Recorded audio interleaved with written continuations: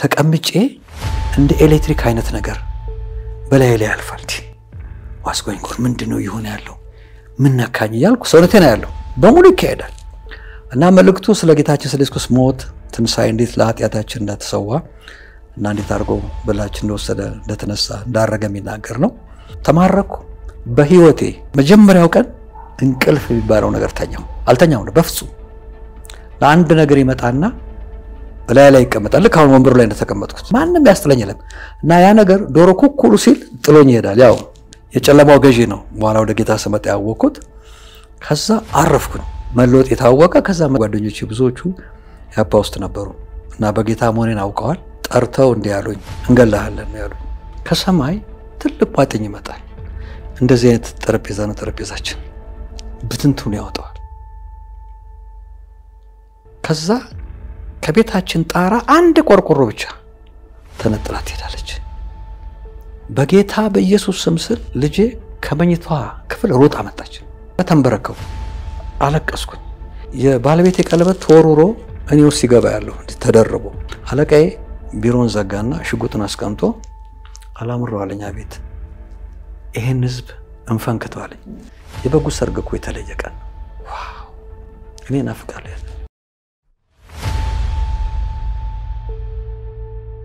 ስሜ መጋቢ አላምረው ዮሴፍ ይባላል ማገለግለው በሳር ቤት ቃለ ክርስቲያን ነው 3 ልጆች አሉኝ 2 ሴቶች አንድ ወንድ ከመጀመሪያው ባለቤቴ ጋር 35 አመት ኖረናል በኮቪድ ጊዜ እኔም ሆስፒታል ነበርኩ እሷም ሆስፒታል ሆና ወደ ጌታ ሄደች እና የመቅበር ምድል አልነበረኝም ኦልሞስት ከቀብር በኋላ ከአንድ ሳምንት በኋላ ነበር የሚወጣውት እና እግዚአብሔር በዛ ሁሉ አሳልፎናል የእግዚአብሔር ስም የተመሰገነ ይሁን አሁን አዲስ ትዳር ጀምሬያለሁ የተወለድኩት ሰንጋተራ ሰፈር የሚባል አሁን ህብረት ባንክና ዘመን ባንክ ጀርባ ደሬ ሰፈር ይባል ነበር እዛ እንደተወለድኩ በጣም ህፃን ሆኜ ወላጆቼ ልደታ አካባቢ ለታቤስከን አካባቢ መሬት አግኝተው እዛ ቤት ሰሩ እና የዛን ጊዜ እኔ ገና አመትም አልሞላኝም እንግዲህ የልጅነት ሰፈር ልደታ ነው ያሳለፍኩት በተለይ ቤተክርስቲያን በመሄድ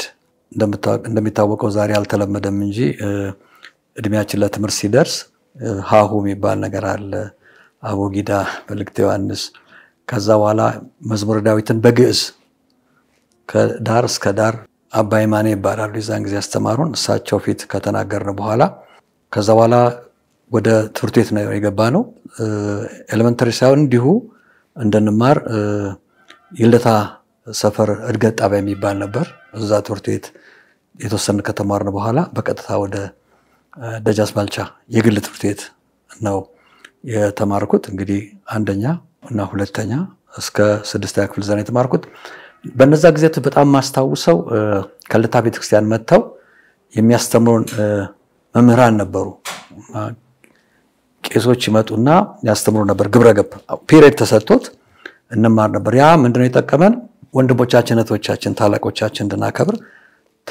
ትልቅ መልእክት ሆኖናል እንግዲህ ከዛ በኋላ የኔ ህይወት ምንድነው ቤተክርስቲያን ሄዳለሁ ጉዳዴም 16 ኪዳነ ምህረትም የተለያየ ጾማለሁ ግን በህይወቴ ውስጥ ጥያቄ ነበርኝ ከሞት በኋላ ወዴት ነው የሚሄደው የሚል ጥያቄ ነው ፐርሰናል ይሄ ለማንም ወላጆቼም ወንድሞቼም የሚያውቁት ነገር አለ ፐርሰናል ጥያቄ ነበርኝ በተለይ አንዳንድ ጊዜ ቤት ጠብቅ ተብዬ ብቻዬን ሰውን አለቅስ ነበር ለምንድን ነው የተፈጠርኩት ለምን ወደዚህ ምድር መጣሁ እና አምላክ አለ ወይ በእውነት የሚል ነገርና ይሄን ያያረኩ ግን ብዙ ጊዜ ሰፈር ውስጥ ተደባዳቢ ነበርኩ በጣም አስቸጋሪ ነበርኩ የመንደር ሰዎች በቃ ለናቴ በጊዜ አባቴ ያው ሾፌር ስለነበረ ችሎት ካምፓኒ ውስጥ እሱ ስለማይገኝ ለናቴ መተው ነበር በቃ አረ እንደው ልጃቸው አስቸገረን የሚሉት በተለይ አስተዋውሳለሁ አንድ ጊዜ አንድ አባት በመኪናቸው መተው ሲያዩኝ ከመኪና ወርደው አባረውኛል እና ገደል ነው እና ገደል ውስጥ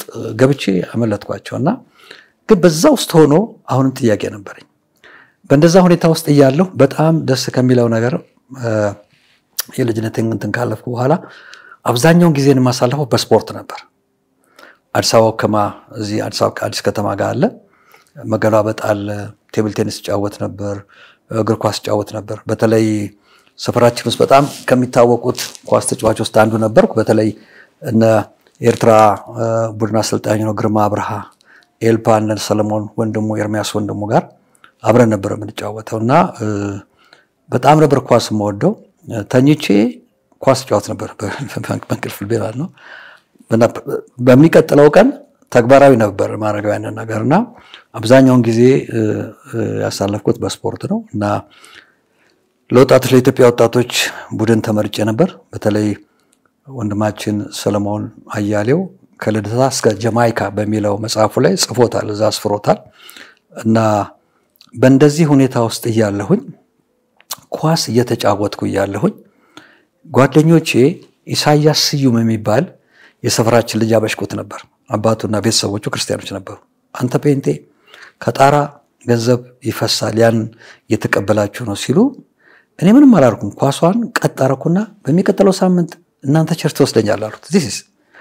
ከዛ በሚቀጥለው ሳምንት ሱና አላገኘሁትም። በወዲያኛው 15 ቀን ሌሎች ልጆች አገኘሁትና ወሰዱኝ ቸርች ወንጌላዊ ኬዳሙ ይሰብካሉ። ጊዜው ፋሲካ ስቅለት ጊዜ ነው እና ቸርች ተቀምጬ እንደ ኤሌክትሪክ አይነት ነገር በላይ ያልፋል። ዋስቆኝ ቆር ምንድነው ይሆነ ያለው ምን ነካኝ ያልኩ ሰውነቴና ያለው በሙሉ ይካሄዳል እና መልእክቱ ስለ ጌታችን ስለ ኢየሱስ ሞት ትንሳኤ እንዴት ለኃጢአታችን እንደተሰዋ እና እንዴት አድርጎ በላችን እንደወሰደ እንደተነሳ እንዳረገ የሚናገር ነው። እና ጨርሰው ጌታን በተቀበሉ ሲሉ ራሴን ያገኘሁት ፑልፒቱ ጋር ነው። ከዛ ንስሐ ገባሁ፣ ጌታን ተቀበልኩ። ከጀርባው ደውል ነበርና እዛ አካባቢ ፊልም አሳዩን ስለ ጌታ ኢየሱስ ክርስቶስ ከልደቱ ጀምሮ እስከ ስቅለቱ እና ገባሁ። በቃ ተማረኩ። በህይወቴ ለመጀመሪያ ጊዜ ወላጆቼ አያውቁም ተኛ ነው የሚሉኝ፣ ተኝቼ አላውቅም። ጌታን ካገኘው ጊዜ የመጀመሪያው ቀን እንቅልፍ የሚባለው ነገር አልተኛው ነው በፍጹም። ለአንድ ነገር ይመጣና በላይ ይቀመጣል። ካሁን ወንበሩ ላይ እንደተቀመጥኩት እጮሃለሁ አባቴ እናቴ ማንንም ያስጥለኛል እና ያ ነገር ዶሮ ኩኩሉ ሲል ጥሎኝ ይሄዳል። ያው የጨለማው ገዢ ነው። በኋላ ወደ ጌታ ስመጣ ያወቅኩት። ከዛ አረፍኩኝ እና አንድ አጎቴ ልጅ ከኛ ጋር ይኖር ነበርና ጌታን አገኘው ብዬ ነገርኩት። እኔም አግኝቼ ነበር አዘልቅም አለኝ። እግዚአብሔር ይመስገን እግዚአብሔር አዘልቆኛል እና ተስፋ ለማስቆረጥ የመጣ ነገር ነበር። ከዛ በኋላ ጌታን ካገኘው በኋላ በጣም የወደድኩት ነገር ቢኖር ምንድነው የእግዚአብሔር ቃልና ጸሎት ከማቴዎስ ጀምሬ እስከ ራእይ ባንዴ በቃ ላፋረኩኝ። አዲስ ኪዳን ነው የነበረኝ የዛ ጊዜ ሙሉ አልነበረኝም። ከዛ በኋላ ብሉይ ኪዳንም አገኘሁ ሙሉ መጽሐፍ ቅዱስ ከዘፍጥረት ጀምሬ ደግሞ እስከ መጨረሻው ሚልክያስ ድረስ አነበብኩ እና በጣም የሚቸግረኝ ነገር ጸሎት ነበር እና ስለ ሰይጣን የነበረኝ አሳሰብ ባለሞኜ በቃ ትልቅ ፍርሃት ነበረኝ እና ጌታን ካገኘው በኋላ ተንበርክኬ አንድ 15 ደቂቃ ከጸለይኩ በኋላ ዞር ብያለሁ። ማለት ሰይጣን አንገቴን ይዞ የሚያስነሳኝ የመሰለኝ እና በኋላ ግን አንድ አዳር ጸሎት ላይ ጠሩኝ፣ ጋበዙኝ ቅዱሳን ሰፈራችንና ለምን ከኛ ጋር አዳር ጸሎት አትካፈልም አሉኝ። አረ ደስ ይለኛል አልኩኝ። የመጀመሪያ ጊዜ ነው አዳር ጸሎት ተካፈልኩት። ስለ መንፈስ ቅዱስ ሙላት እንጸልይልሃለን። ከዛ እጃቸውን ጭኖ ጸለዩልኝ። የልሳን ቋንቋ ተሰጠኝ እና የልሳን ቋንቋ ከተሰጠኝ በኋላ በህይወቴ የሆነው ደስታ ልነግራቸው አልችልም እና የሚጠፋብኝ መስሎኝ መንገር ላይ ሁሉ በዛን ጊዜ ካንተ ጋር ነው የሚሆነው ለዘላለም ይጣው ሚል ማንም ብዙ የሚያስተምር አልነበረም እና ከዛ መጥቼ ቤቴ ተንበረከኩኝ።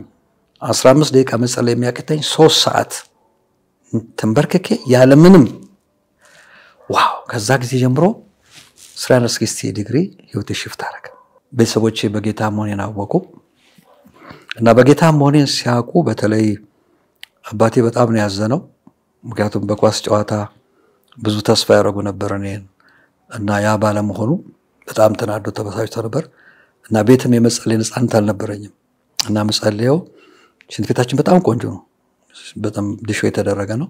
ዘጋና እዛ ጸልዬ ነበር ወደ ቤት መጣው። ከዛ በኋላ ግን ህይወቴን ሲያዩ ጸባዬን ሲያዩ መለወጤን ሲያዩ በጣም ተደነቁ እና አይደለም ቤተሰቦቼ ሰፈር ሰዎች ምን ነካው አላምረው የተለየ ነገር ነው መናይበት ማለት ጀመሩ። መለወጥ የታወቀ ከዛ መስበክ ጀመሩ፣ ማስተማር ጀመሩ። ጓደኞቼ ጊዜው በጣም ያፓ ጊዜ ነበር፣ በጣም ኃይለኛ ጊዜ ነበር። ጓደኞቼ ብዙዎቹ ያፓ ውስጥ ነበሩ እና በጌታ መሆኔን አውቀዋል።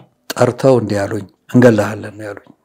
በጣም አውራደ ግን ኳስ የተጫወቱ ልጆች ናቸው እና እንገላሃለን አፌዙ እንደውም በጌታ አንተ ጌታ ምናምን ብለው እኔ እንግዲህ ጥንቃቄ ተብቃል ማስተዋል ጋር ስለሚል ከልደታ እቴ ጨርቆስ ነበረችና እሷ ቤት ሄጄ እዛ ማደር ጀመርኩኝ እንግዲህ እዛ ሳድር ጊዜው በጣም ከባድ ስለነበረ እናቴ አቶ ጌታቸው ሁንዴ የሚባሉ በጣም የታወቁ መካኒክ ነበሩ ኢቭን በአገር ደረጃ የሚታወቁ ናሳቸውን ጠይቃ እኔ መሰራ ግምጃ ቤት ውስጥ ለአራት ወር ትሬኒንግ እየወሰድኩ እዛ ነው ሰራ ነበረ እና ከዛ መታወቂያ ተሰጠን ደግሞ እና ጊዜው በጣም ከባድ ነበር አብጥ በቃ የሚባሉት በየመንገዱ ፍተሻ ያደርጉ ነበርኛ መታወቂያ ስናያቸው በደንብ ነበር የሚያሳልፉን ያው እዛ ስለምንሰራና እንገላሃለን ካሉኝ ከሁለት ሳምንት በኋላ በጣም እናቴ ስትናፍቀኝ ምሳ ለመብላት መጣሁ ስመጣ እገላሃለው ካሉ ልጆች በጣም የሚገርመኝ ግንብ ላይ ተቀምጦ ነበር ያ ልጅ እና ብድግ ብሎ አላምረው ደህና ነህ አለኝ እኔ ሰርፕራይዝ ሆንኩት ደህና ነኝ እንደምን ብየው ገብቼ ምሳዬን በልቼ ወደ ለመደ ቦታ ሄድኩኝ እንዲህ እንደሆነ the next time ላይ እዛ ሰፈር ረብሻ ተነስቶ ያ ልጅ ህይወቱ አለፈ በጣም ነው የሚያሳዝነው እሱ ብቻ አይደለም ሚላን ጓደኛችን እና እንግዲህ በዛ ሁኔታ ውስጥ ካለፈ በኋላ መሳሪያ ግምጃት እየሰራሁ ያለሁኝ ያው ሃይ ስኩል ሎርመኮሊ ተማርኩት ከዛ በኋላ ያው ረብሻው ሲጀመር እናቴ አስገባችን አንድ አራት ወር እንደቆየሁኝ ናፕኮ የሚባል ድርጅት ተቋቋመ ይሄ ድርጅት ምንድነው የጦሩ መኪናዎች ተጥለው ያሉትን ሳልቫጅ ተጥለው ያሉትን እንደገና በአዲስ መልክ ሞተራቸው I think ከአሜሪካ በኩል በኬንያ እንዲገባ ተደርጎ አዲስ ላይን ኤሌክትሪክም ፓይፕም ኤቭሪቲንግ ተዘጋጅቶ እንዲሰራ ተባለና ቅጥር ተጀመረ ሲጀመር በልምድ 10 አመት የሚበልጡኛሉ ምን አሉና ግን በትምህርት ደረጃ ተወሰደ ከዛ እኔ አንድ ክፍል ምክትል ኃላፊ ሆኜ ተቀጠርኩ ማለት ነው እና ደሞዟ 85 ብር ነች እና 5 ብር አስራት ነው እንግዲህ I think 10 ብር ያው እንትን አስራት ይወጣል ሌላውም ለእናቴ ነው ምንም ማረገው ነገር የለም የዛን ጊዜ ልጅነት ነው ምንም እናረገው ነገር የለም ግን እዛው መሰከር ነበር ማንንም አልፈራም እኔ በጣም የሚገርመኝ የዛን ጊዜ 10 አለቃ ሆነ 50 አለቃ ሆነ 100 አለቃ ሆነ ምንም እኔ በጣም ነው የሚገርመኝ እና መሰከራለሁ እና ከዛ በኋላ ለጦሩ ለዘመሳክ ምጃቤት ኳስ የሚጫወት ሰው ሲባል እኔም ያውቁኝ ስለነበረ ልደታ ስለምጫወት እንድጫወት ተመረጥኩኝ ከዛ ስጫወት ወደዱኝ በጣም እንደውም ለመቻል ሁሉ ይሄ ልጅ መቻል ቡድን ውስጥ መግባት አለበት የዛን ጊዜ አሳመነው የሚባል ከኔ ጋር ይጫወት ነበር ድሮ የመቻል ተጫዋች ጠመንጃ ይሉታል እነሱ ይሄ ልጅ ወደ መቻል ነው መሄድ ያለበት የሚል ነገር ነበር ከዛ በኋላ ጴንጤ መሆኔ ታወቀ ሲታወቅ ከትሬኒንግ መልስ መለስ ካድሬው ጠራኝ የውይይት ክለብ የሚባል ነበር የዛን ጊዜ አላምረው ጴንጤ ነህ እንዳለኝ አዎ አልኩት 50 አለቃ አለው ወደ እስር ቤት ወሰደው አለ ምንም እኮ ያደረኩት ነገር የለም እስር ቤት ገባው ከዛ ኢዮ የሚባል ጓደኛችን ነበር ገባ አበባ አዳነሽ ካሳ አራታችን ሴቶቹ ለብቻ ወንዶቹ ለብቻ ታሰርን መፈክር ጠየቀኝ መፈክር አትልም ወይ አለኝ አይኔ መፈክር ይውደንብዬ መፈክር አይደለም ምክንያቱም ሰው እንዴት ይወድማል በእግዚአብሔር አምሳል ተፈጠረ ስለዚህ አይደለም ከዛ 10 ቀን ታሰር ነው እስሩ ከባድ ነበር የነበርንበት እስር ቤት ብርድ ልብስ ምናምን እንዲገባልን አልተደረገም ፍራሽም የለም እና ሲሚንቶ ነው ከዛ ለኳስ ሲጫወት የነበረ የሚወደኛ 50 አለቃ ተረኛ ነበር እና ቀሳለና አላምሩ ሲሚንቶ ላይ አንተ አታተ ካርቶን አመጣልሃለሁ አለኝና ካርቶን አስገባልኝ እናቴ ደግሞ መታሰር የሱም የየውም ቤተሰብ የኔም ቤተሰብ እና ዳናችንና ቤተሰብ ሲሰሙ መጡ እናቴ ብርድ ልብስ ነበር አይፈቀድም ግን የእግዚአብሔር ቸርነት በዚህ በ50 አለቃው በኩል አንድ ብርድ ልብስ ገባልን እነግራችሁ አልችልም አይጡ አተኙ እና ምን አደረጉን ሰፊ የሜንስ ቤት በኋላ አጠቡን እንደገና ሰብ እንድንቀባ አደረጉን የመጨረሻው ቀን አጠቃላይ ጦሩ ከዚህ ከቤተ መንግስትም ከዚህ ከጎተራም አጠቃላይ ተሰብስቦ ከመምጣቱ አንድ ቀን በፊት ለሊት ላይ ወደ 8 ሰዓት አካባቢ ነው ቆሻሻ ተጫወቷል ቆሻሻ ወጣን ትራክ መኪና ላይ ከዛ አንድ አራት ወታደሮች ክላሽ ይዘው ውጡ አሉ እኔና አየሁን ወጣን ጨለማ ነው እኔ ዛን ጊዜ ዛ ቆሻሻ የሚጣልበትን ቦታ ሁሉ አላውቀውም በጣም ነበር የነበረው ስጋት በቃ እዚህ እነዚህ ሰዎች ይገሉናል ብለን በተለይ ኢዮ በጣም ነበር የተጨነቀው ምን አርገን ወንጀል አልሰራን ያመለከው ጌታ ነው አለን ለሊት ነው ቆሻሻውን ካወረድን በኋላ ምን ጠብቀው በቃዛ እኛንም ጨርሰውን ይመለሳሉ ነበር ቆሻሻውን ካጸዳን በኋላ ከመኪና አራክፈን በሉጥ ዋሉን መኪና ላይ ወጣን ተመልሰን ከመጣን በኋላ በጠዋቱ ከዛ በኋላ ወደ ምሳ ሰዓት ላይ አጠቃላይ ጦሩ ተሰብስቦ ሁላችን መድረክ ላይ ወጡንና በተለይ ይሄ አሉኔን የኢምፔሪያሊስት ሃይማኖት አስፋፊ ነው አስቸግሮናል እዚህ የመሰከረ አሁን ደግሞ እዚህ መፈክር አለን ብሏል አሉ መፈክር በል አሉ አንል እዛው ጦሩ ባለበት ፊት ካድሬው ከዚህ በኋላ አንተ እዚህ መስራዊት አሰራ እዚህ መስራዊት መስራት ብቻ አይደለም በዚህ በሰራተኛው ይሰማኮ ሰራተኛው እንትን ውስጥ የትኛውም ድርጅት ውስጥ እንዳትቀጠር እናረጋለን አለኝ ከዛን የተባረርኩ እነ ኢዮብና እና አዳነች ሌሎቹ ተመለሱ ዋናው አንተ ነው ማለት ነው እኔ በጣም ድለኛ ሰው ነኝ ከዛ ወጥቼ ስራ ፈታሁኝ አንድ አመት ያህል ግን ጥሩ የጸሎት ጊዜ ጥሩ መጽሐፍ ቅዱስን እንዳነብ የበለጠ በጌታ እንድጠነክር አረገኝ ከዛ በኋላ እንደገና ደግሞ አሁንም አብዮት ጥበቃዎች ወረዳ 22 ውስጥ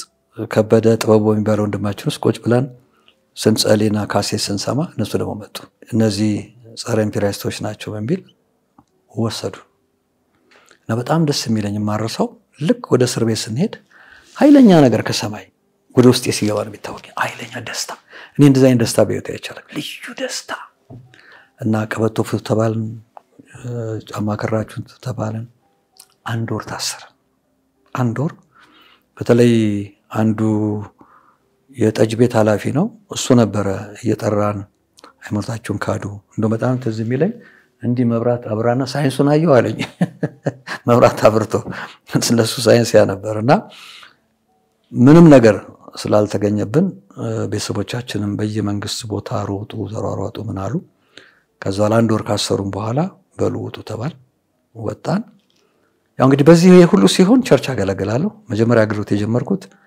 ኳየር ውስጥ ነው አሁን የጌጃ አኳየር አሁን የሚዘሙትና ፕሮፌሰር ብርሃኑ ቆጥስ ያሉበት እዛ 6 አመት ካገለገልኩ በኋላ ውስጤ ወደ ጸሎት አገልግሎት እንደመጣ አረገኝ እና ጸሎት አገልግሎት ማገልገል ጀመርኩ ዴሊቨረንስ ለብሽቶች መጸለይ እንደገና ደግሞ ከሱ ቀጥሎ ሰንበት ትምህርት ማስተማር እነዚህ ነገሮች ያደረኩ ያገለገልኩ ነው የቀጠልኩት እንግዲህ በተለይ በወንጌል ምስክርነት በኩል ወንድሜ ወንጌላዊ አብይ አለ ከሱ ጋር እየወጣን እንመሰክር ነበር በጣም ማረሳው እዚህ ጥቁር አንበሳ ጋር ወተን የፓርኩ አሁን የተሰራው እንደዚህ ሳያምር በፊት እዛ ሄደን ስንመሰክር አስታውሳለሁ አንድ ሰው በትልቅ እንባ ያለቀሰ ጌታን በከቲር እንባና የወንጌል አገልግሎት እየወጣን እንመሰክራለን ቅዱሳንን በየቤታቸው እንጎበኛለን እና በተለይ ለህይወት የትልቅ እድገት ካደረጉት አንዱ ወንጌላዊ ሽመልስ ወዳጆ አሁን ወደ ጌታ ሄዷል እሱ ቤቱ እየወሰደ ይመክረኝ ነበር በወጣት ህይወት ውስጥ ምንድነው ችግሮች ፕሮብሌሞች ምንድናቸው እንዴት ነው እነዛን ፕሮብሌሞች ታከል ማድረገው የሚለውን በጥሩ ሁኔታ አስተምሮኛል አሳድጎኛል ልክ እንደ ወንድሜ እንደ ሜንተሬ ነው እሱን ማየው ከዛ ነጋሽ ገዳሙ አሉ ነጋሽ ጥላሁን ነጋሽ ብርሃኑ ብዙዎች መጥቀስ ይችላል ነጋሽ ሽፈራው እነዚህ ሰዎች እኔ በህይወታቸው ትልቅ ኢምፓክት ያደረጉ ሰዎች ናቸው ከዛ የሚቀጥለው እንደሚሆነው አዳር ጸሎት ላይ ያለን ቸርቻችን ውስጥ ሌቦች ገብተው ጥበቃውን ገደሉት እና ከዛ በኋላ ፖሊሶች መጡ እኛ እየጸለይ ነበር በርተንኳኳ ሰንከፍ ፖሊሶች ናቸው ተወሰደን ማዕከላዊ ነበር የታሰርነው ለሚገርም ነው እዛ የመንግስት ባለስልጣናት የታሰሩ ነበሩ ብዙዎች ኢትዮጵያ ባለስልጣን ናደገባን ያው ነገር ናቸው እኛ የመጣነው ያው ሰርቪስ ገባ ከየት እንደመጣም እንደሰራት ተናገራለህ እኛ ክርስቲያኖች ነን በእንደዚህ ኬዝ ተበቃችን አርፎ በዚህ ኬዝ ነው የመጣነው ብለን ተደሰቱ እና እዛ ስለ ጌታ ኢየሱስ ክርስቶስ መሰከር በሰዎች ጌታን ተቀበሉ እና ማድ ተጸልዮ ነው ይበላው በቃ ተለወጥ የእስር ቤት ሁኔታና አንዳንዶቹ ከኢትዮጵያ ውጭ ወጥተው አሜሪካ ሀገር አውሮፓ ሀገር ያሉ ሰዎች አሉና ልክ እዛም ወር ነው የታሰርነው ስንወጣ እስረኞች በጣም ነው ያዘኑት ምንድነው እኛ ቀድመን ወተን እናንተ ብትቆዩ ይሻል ነበር ብለው በጣም በቃ በትልቅ እንትን ነው እየተመላለስንም እየጠየቅናቸው ነበረ። ሌላው በህይወቴ ላይ በጣም ትልቅ ችግር ከፈጠረው ካድሬ ጋራ እሱም በአንድ ኬስ ታሰረ። እኔ ከስራ ወጥቻለሁ፣ ሰማሁ እንደታሰረ። ከዛ ዳነችን ኢዮብን 3-4 ሆነን ሄደን ሚትር ፖሊስ ነበር የታሰረው እና ልንጠይቀው ሄደን ልንጠይቀው ስንሄድ የድርጅታችን ስራ አስተዳዳሪ የሆኑት ጋሽ ተሾመ አባት ናቸው አገኙኝ እና አንቺ ምን ልታረጊ ደግሞ መጣሽ? አስሮሽ ለጠይቀው መጣሽ? ኦንጋ ይላሉ አንቺ ኦንጋ ጉድ ሰራሽ እኮ አሉኝ። አይኛ እምነታችን እንደዚህ ከሱ ክፍል ልክ ሚስትየው ስታየን አለቀሰች። እሱም ወጣ፣ ተነጋገርን፣ በጣም ደስ አለው። ይዘን ያዝነው ስጦታ ሰተን ተመለስን። ከዛ ተፈታ። ሲፈታም ያለበት ድረስ ሄድኩኝ። በቃ እሱ በጌታ ተለውጦ በጌታ ነው ያለው። አሁን የት ቦታ እንዳለ አላቅም፣ ግን በጌታ እንደሆነ አውቃለሁኝ። ሌላው ጌታ ወደ አገልግሎት እንደጠራኝ ጌታን ካወቅኩኝ አይ ቲንክ 4 ወር 5 ወር በኋላ አቅ ነበር ወደፊት ሙሉ ጊዜ እንሰጥ። ግን ሙሉ ጊዜ ከመስጠት በፊት ግን መማር አለብኝ፣ ማወቅ አለብኝ። ምክንያቱም ማገለግለውን እግዚአብሔር ሳልማር ማገልገል የለብኝ በሚል ከመሳሪያ ግምጃ ቤት ከወጣሁ በኋላ 1 አመት እግዚአብሔር በደንብ አድርጎ አነጻኝ። ከዛ ኤትሲ ጥቁር አንበሳ አካባቢ የመጀመሪያ ሲከፈት እዛ ባይብል ስኩል ገባሁኝ። እዛ እየተማርኩኝ ዲፕሎማዬን አገኘሁኝ።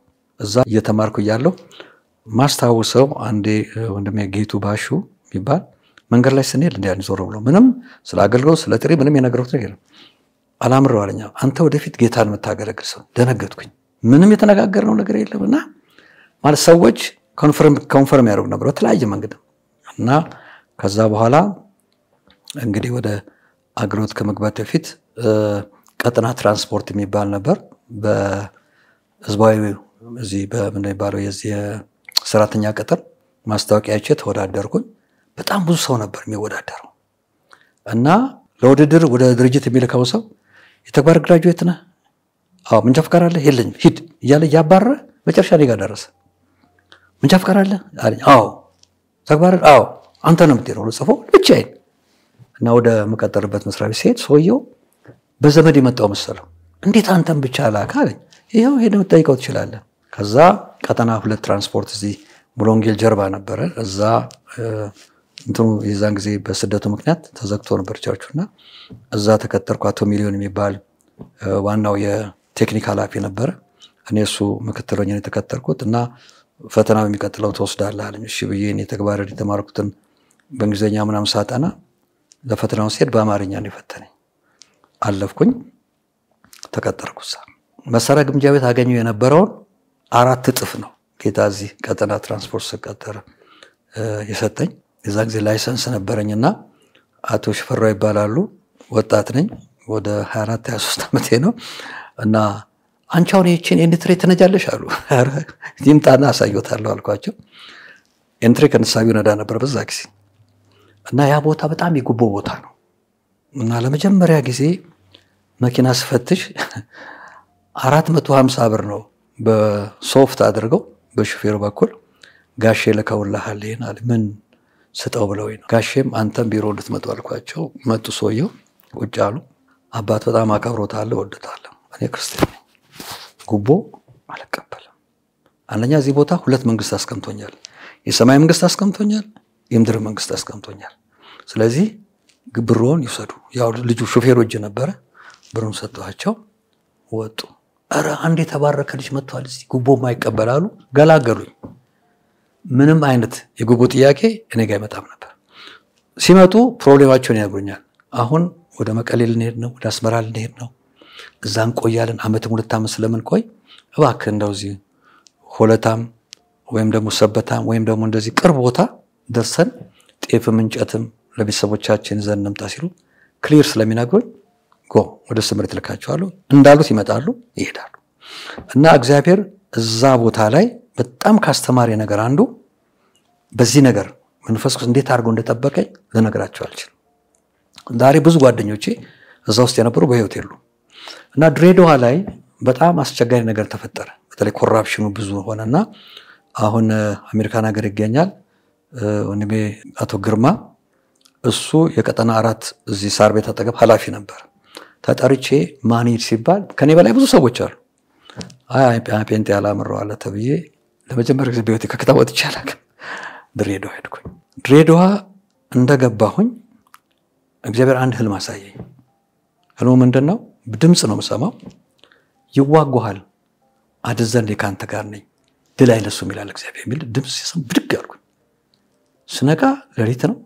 ምን ሊገጥመኝ ነው ደግሞ እዚህ ብዬ እየጠበቅኩ ያለው አንድ ባለመኪና መጣና ቢሮዬ ላባጆ እፈልጋለሁ ስመለስ ጋራጅ አለኝ። ነው አልኩት። ላባጆም ጋራጅም አዘ ሴም ታይም ነው መሰጠህ። ምክንያቱም ላባጆ ይወስዱና አንዳንዶቹ ተመሳጥረው ይሰራሉ ይላ ስራ ይሄን አውቃለሁ በደንብ። እና ከዛ አንድ ልጅ ከቢሮ መጣና ስጠው እንጂ አለ።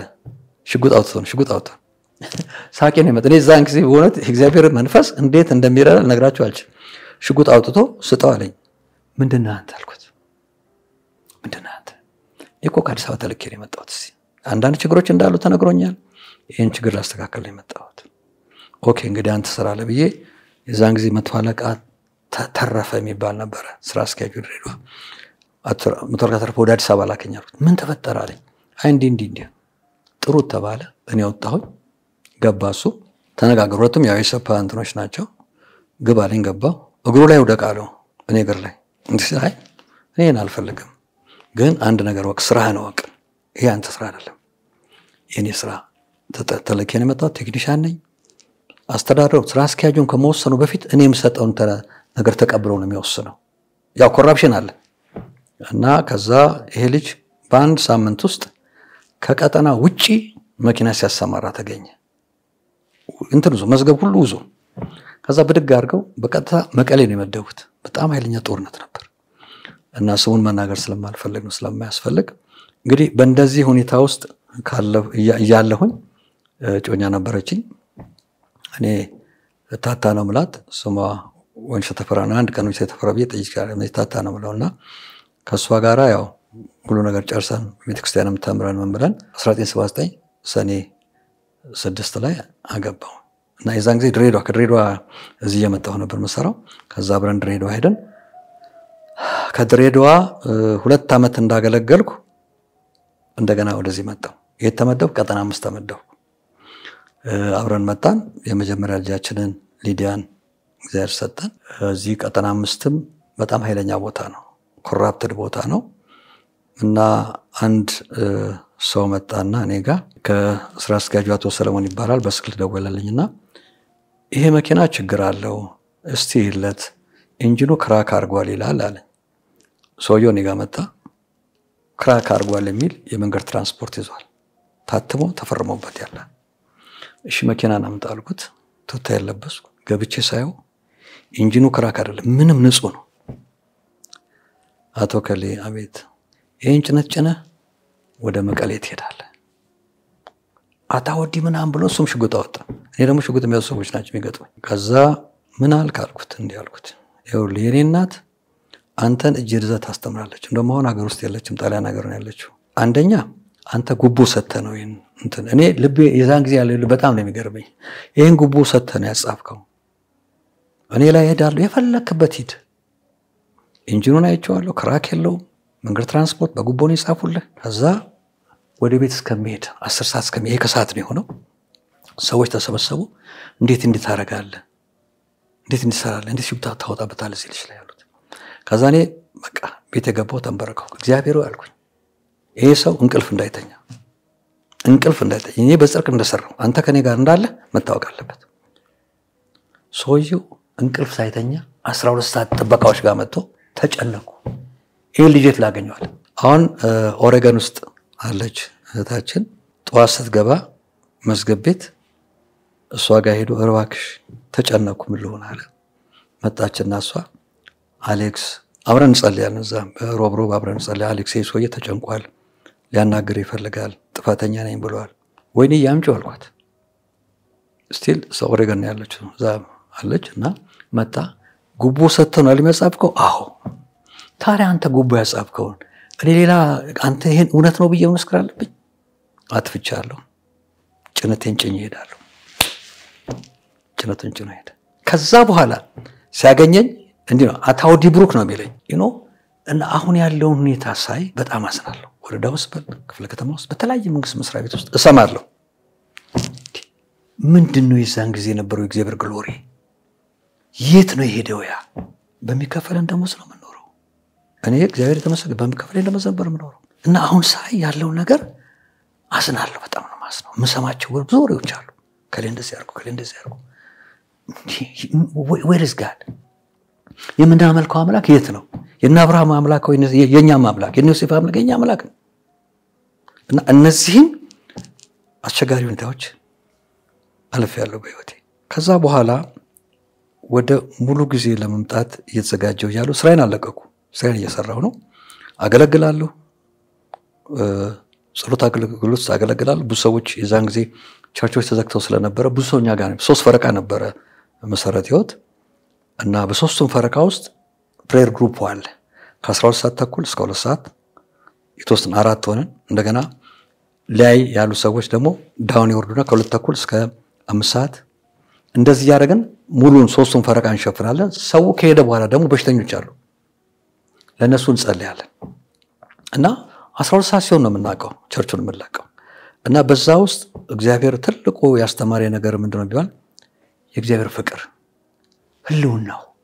እኔ ጌጃ ውስጥ የእግዚአብሔር ክብር ሰው ላይ ብቻ አይደለም ግቢው ራሱ ግቢውን ስትረግጥ ግቢው ስትገባ ያለው ደስታ ዋው በእውነት ነው ልጅ የሆነ ደስታ ነው ያለው። ሌላው ፍቅሩ ያሳደጉን አባቶች ከምንም ጥቅም ጋር አልነበረም ያሳደጉን።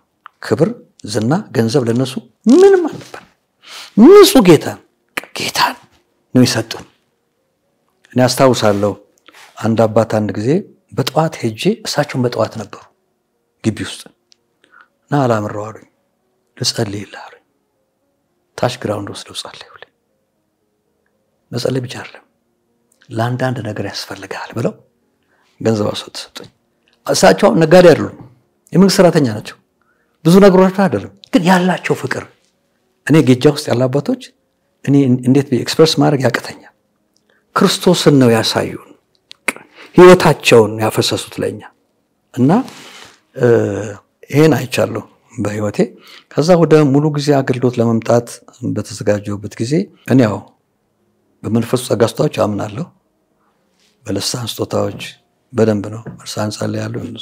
እግዚአብሔር የሰጠው ስጦታ ስለሆነ ግን አንዳንድ ሰዎች አላምራው ካሪዝማቲክ ስለሆነ ቸርች ውስጥ ሙሉ ጊዜ ከሆነ ይረብሻል፣ የዶክትሪናችንን እንትን ያረጋል የሚል ነገር ነበርና ማስታወቂያ ወጣ። አፕላይ አርጎ አሉኝ። በቃ የሚወዱኝ ቅዱሳን አሉና አፕላይ አርግ አንተ እግዚአብሔር የምታገለግል ሰው ነው አሉኝ። አፕላይ አረኩኝ። ሳረግ ፈተና ተሰጠን፣ ሁሉ ነገር ተደረገ፣ አለቀ። በጣም የሚገርመኝ የዛን ጊዜ የቸርቻችን ጻፊ የነበረው ወንድማችን ገብረ እግዚአብሔር እሱም ገባ ለውድድሩ። እሱ እውነቴን ነው የምላችሁ አንደኛ መውጣት ያለበት ሰው ነው። በብዙ ነገር ይበልጣል። እንደው ያሳደገን ነው እኛ። ከዛ አንደኛ አበበ ብርሃኑ ፓስተር አበበ ብርሃኑ ፓስተር ነው እሱ ወጣ። ሁለተኛው ጋሻ አዱኛ አባታችን ነው መንፈሳዊ ሕይወት። ሶስተኛ ነው የወጣው። አራተኛ ገብሬ ባይዘዌ ገብሬ ነበር ሁላችንም በልጦ አንደኛ መውጣት ያለበት። ከዛ ጋሻ አዱኛ እኔ ግሬት ኮሚሽን ነው የምሄደው እና አልቀጠለም ሲል አሁን እኔን ከሶስተኛ ወደ ሁለተኛ ለማምጣት የተፈጠረው ትግል እንዳይመስላችሁ በቃ እሱ እንደዚህ ነው ቸርቻችን ከመጣራ ተባለ። በጣም ብዙ ክርክር ተካሄደ። ከዛ በኋላ ግንቦትን አስታውሳለሁ ያድግ ዲገባ ትንሽ ሲቀረው ግንቦት ውስጥ የሙሉ ጊዜ አገልጋይ ሆነው ተቀበሉኝ። በኋላ ባዩት ህይወት ማለት ወንድማችን ወንጌላዊ ሽመልስ ወዳጆ ወንጌላዊ ነው፣ ዘማሪ ነው፣ መኪና ይነዳል፣ የማይሰራው ስራ የለም። እኔን ሳይሆን የሽመልስን ምትካገኘን ነው ያሉት ተቃውሞ የነበሩ ሰዎች በኋላ ተለውጠው እግዚአብሔርን አከበሩ እና ይሄንን በህይወቴ አይቻለሁኝ። እና በጣም ደስ ከሚለኝ ነገር እግዚአብሔር ካስተማረኝ ነገር አንዱ በዚህ በመጽሐፍ ቅዱስ ትምህርት ቤት ስማር እግዚአብሔር ካስተማረኝ ነገር አንዱ ዶክተር ጄሪ የሚባሉ የዚህ ፐርሰናል ህይወትን በግልህ እንዴት ከጌታ ጋር ማስተር ላይፍ የሚባለውን ትምህርት እዛ ለአንድ ዓመት ያህል አስተምሮኛል ዶክተር ጄሪ። ያ ትምህርት ለህይወት የመለቅ ነው የሆነኝ። ስቲል አሁን ከጌታ ጋር የምጠቀምበት ፐርሰናል ላይፌ እንደገነባ ያደረጉኝ መጽሐፉን እንዳጠና እንድማር ቨርስ ሜሞራይዝ እንዳደረግ ፕራይቬት ዲቮሽን ከጌታ ጋር እንዳደረግ ድምጹን እንድሰማ ካስተማሩኝ ሰዎች አንዱ ዶክተር ጄሪን አረሳው። ያ አሁን ለደረስኩበት ህይወት ራሴ መለቅ ነው። በቃ ስር ሰድጄ በጌታ እንዳደረግ ያደረገ ነገር አንዱ ይሄ ነው። ዲፕሎማዬን ከሰራው በኋላ ደግሞ እግዚአብሔር ረድቶኝ ያው ኤምኬሲ ኮሌጅ ቢኤን ሰርቻለሁ። ከዛ ቀጥሎ ደግሞ ሊደርሺፕ ላይና እንዲሁም ደግሞ ቴኔት ኢንተርናሽናል የሚባል ኮሌጅ አለ። እዛ ላይ ሁለት ማስተርስ ሰርቻለሁ። አሁን ደግሞ ቅዳሜ የመጨረሻው ዶክተር ኦፍ ሚኒስትሪ አጥንቼ የዶክትሬት ዲግሪን እንግዲህ ቅዳሜ ዕለት ደግሞ ወስዳለሁ። እግዚአብሔር ረድቶኛል። ይሄን ይመስላል። እንግዲህ በአንድ ወቅት በጣም ተስፋ ቆረጥኩ በአገልግሎት እና አገልግሎት ለመተው ሁሉ ለማቆም ሁሉ ወሰንጊ በቃ ቶታሊ በርናውት ሆንኩኝ እና አገልግሎት ለመቆም አሰብኩ። አንደኛ በተለይ ከ1994 አዘይንዶፍ እና እስከ 98 ድረስ ትንሽ ቸርቻችን ውስጥ ማዕበል ነበር። አውራቂስ ተነስቶ ብዙ ነገሮች ደረሱብኝ። ከዛ የተነሳ ዋይሮትን ምን አታገለኝ ፕሮፌሽናል ነኝ የራሴን ስራ እየሰራሁ መኖር እችላለሁ ብዬ ቀለምን አላቆም ወደሚል በቃ ወሰኜ ያለው እግዚአብሔር ከካናዳ አንድ ወንድሜ መጽሐፍ ልኬልሃለሁ አለኝ። መጽሐፉን ከፍቼ ሳነበው እንዲህ ይላል ዶንት ጊቭ አፕ። ዋው ያ መጽሐፍ በቃ የፈለገ ነገር ይድረስብኝ ይሄን አገልግሎቴን ጌታን ይጠራኝ። አንዳንዴ ነው ኤልያስም ክትክታዛፍ ወሰደኛል። ማን ኤልያስ በበረሃ ውስጥ ሆኖ ከአባቶቼ እኔ ብቻ ቀርቻለሁ ብሎ ከኤልዛቤል ዛቻ ሸሸ። ግን እግዚአብሔር በቃ አንተ ዋጋ የለም ብሎ ሌላ አልመረጠም። መገበው ደግሞ መገበው የምትሄድበት ሩቅ ነው ብሎ እንደገና ለአገልግሎት ሌሎች እንዲቀባ አድርጎ ላከውና በአገልግሎት ውስጥ እንደዚህ አይነት በረሃ ምድረ በዳ ይገጥመናል። እና ያ መጽሐፍ ልክ ስከፍተው ነው ዶንት ጊቭ አፕ ይላል መጽሐፉ። ዋው እንዴት አይነት ድንቅ አምላክ ነው! እና ያ አሁንም 360 ዲግሪ ተርን አድርጌ አገልግሎቴን እንድቀጥል አረገኝ። እና ያው ስናገልግል ብዙ ነገሮች ይገጥሙናል። አንዳንዴ ፋይናንስ ፕሮብሌም ይኖራል። ብዙ ጊዜ ቤቴ ቀራኒዮ ነበርና ከቀራኒዮ ሳር ቤት ከሳር ቤት ቀራኒዮ ብዙ ጊዜ በእግሬ ሄጃለሁ። ያ ብቻ አይደለም። በዚህ በ97 ምርጫ በነበረው ግርግር እኔ ሳላቅ ቢሮ ገብቻለሁ ጠዋት ተነስቼና የግድ አሁን በመኮንኖች ክበብ መሄድ አልችልም በዛኛው በጀርባው በኩል በጎልፍ። ስለዚህ በተግባር አድርጌ ነበር ማለት በእግሬ ወጥቼ በተግባርድ አድርጌ እየርኩ ያለው ቆሜ ያለው ድንገት መኪና ብዙ ሰዎች ሰብስበዋል። አንዱ ሰው መኪና ቆመ አንተ ልጅ አንተ ና አለኝ። ሰርፕራይዚንግ ምናልባት በእግሬ ብሄድ የሚገጥመኝ ነገር ሌላ ነበር ለሞትም ይችል ይሆናል። እና ቀጠና 2 አደረሰኝና ሰው እኔ ብቻ ብዙ ሰዎች ቋሉ መኪናው ብዙ ሰዎች ነው ይችላል። ግን አንተ አለ አያቀኝም አላቀው። እና እግዚአብሔር እንዲህ ጣልቃ የሚገባበት ጊዜ አለ በህይወታችን ውስጥ። በቃ ተስፋ ማለት በዚህ ድንኳን ውስጥ ካለን ድረስ መውጣት መውረድ ያለ ነው። ግን ወርደን አንቀርም። እግዚአብሔር ከፍ ያደርጋልና በህይወቴ የገጠመኝ አንዱ ትልቁ ችግር እሱ ነበር። በቃ ለምንድን ነው ማገለግለው? በቃ እስካሁን ያገለግሉት በቃኝ ለምን የራሴ ፕሮፌሽን ሙያ አለኝ ሙያን ሰርቼ ለምን በምንበት ጊዜ ያ መጽሐፍ ህይወቴን ለወጠውና እንድቀጥል አደረገኝ። ዛሬ ደርስኩበት ደረጃ እንደርስ እግዚአብሔር አደረገኝ። እኔ ብዙ ጊዜ እግዚአብሔር ሲያስደንቀኝ ነው በህይወቴ ያየሁት። ለምሳሌ ኑሮ ላይ አሁን ብዙ ጊዜ አሁን መስከረም ሲደርስ ልጆች ትምህርት ቤት ለማስገባት ስንል እኔ ልጆች የተማሩበትን ትምህርት ቤት ሳስብ ደንቃለሁ። ይደንቀኛል። እንዴት ነው ተማሩ? እና ጊዜ ትምህርት ቤት አንድ ጊዜ አስታውሳለሁ ቁጭ ብለን ከባለቤቴ ጋር እየተጫወትን እንዴት ነው ዩኒፎርም እንዴት ነው ደብተር ስንል ወንዱ ልጃችን ለካ ተይቶ ነበር እና መጣና ኮቲ ነው የሚለኝ እኔ በኦሮምኛ የኔ ማለት ነው ኮቲ መቼ ነው ደሞዝ የሚጨምሩልህ አለኝ። እሱ መኖሩን አላወቅንም እኛ ተኝቷል ስንጫወትና እግዚአብሔር ሁሉ ጊዜ በተአምራት እየመራኝ ነው የደረስኩት።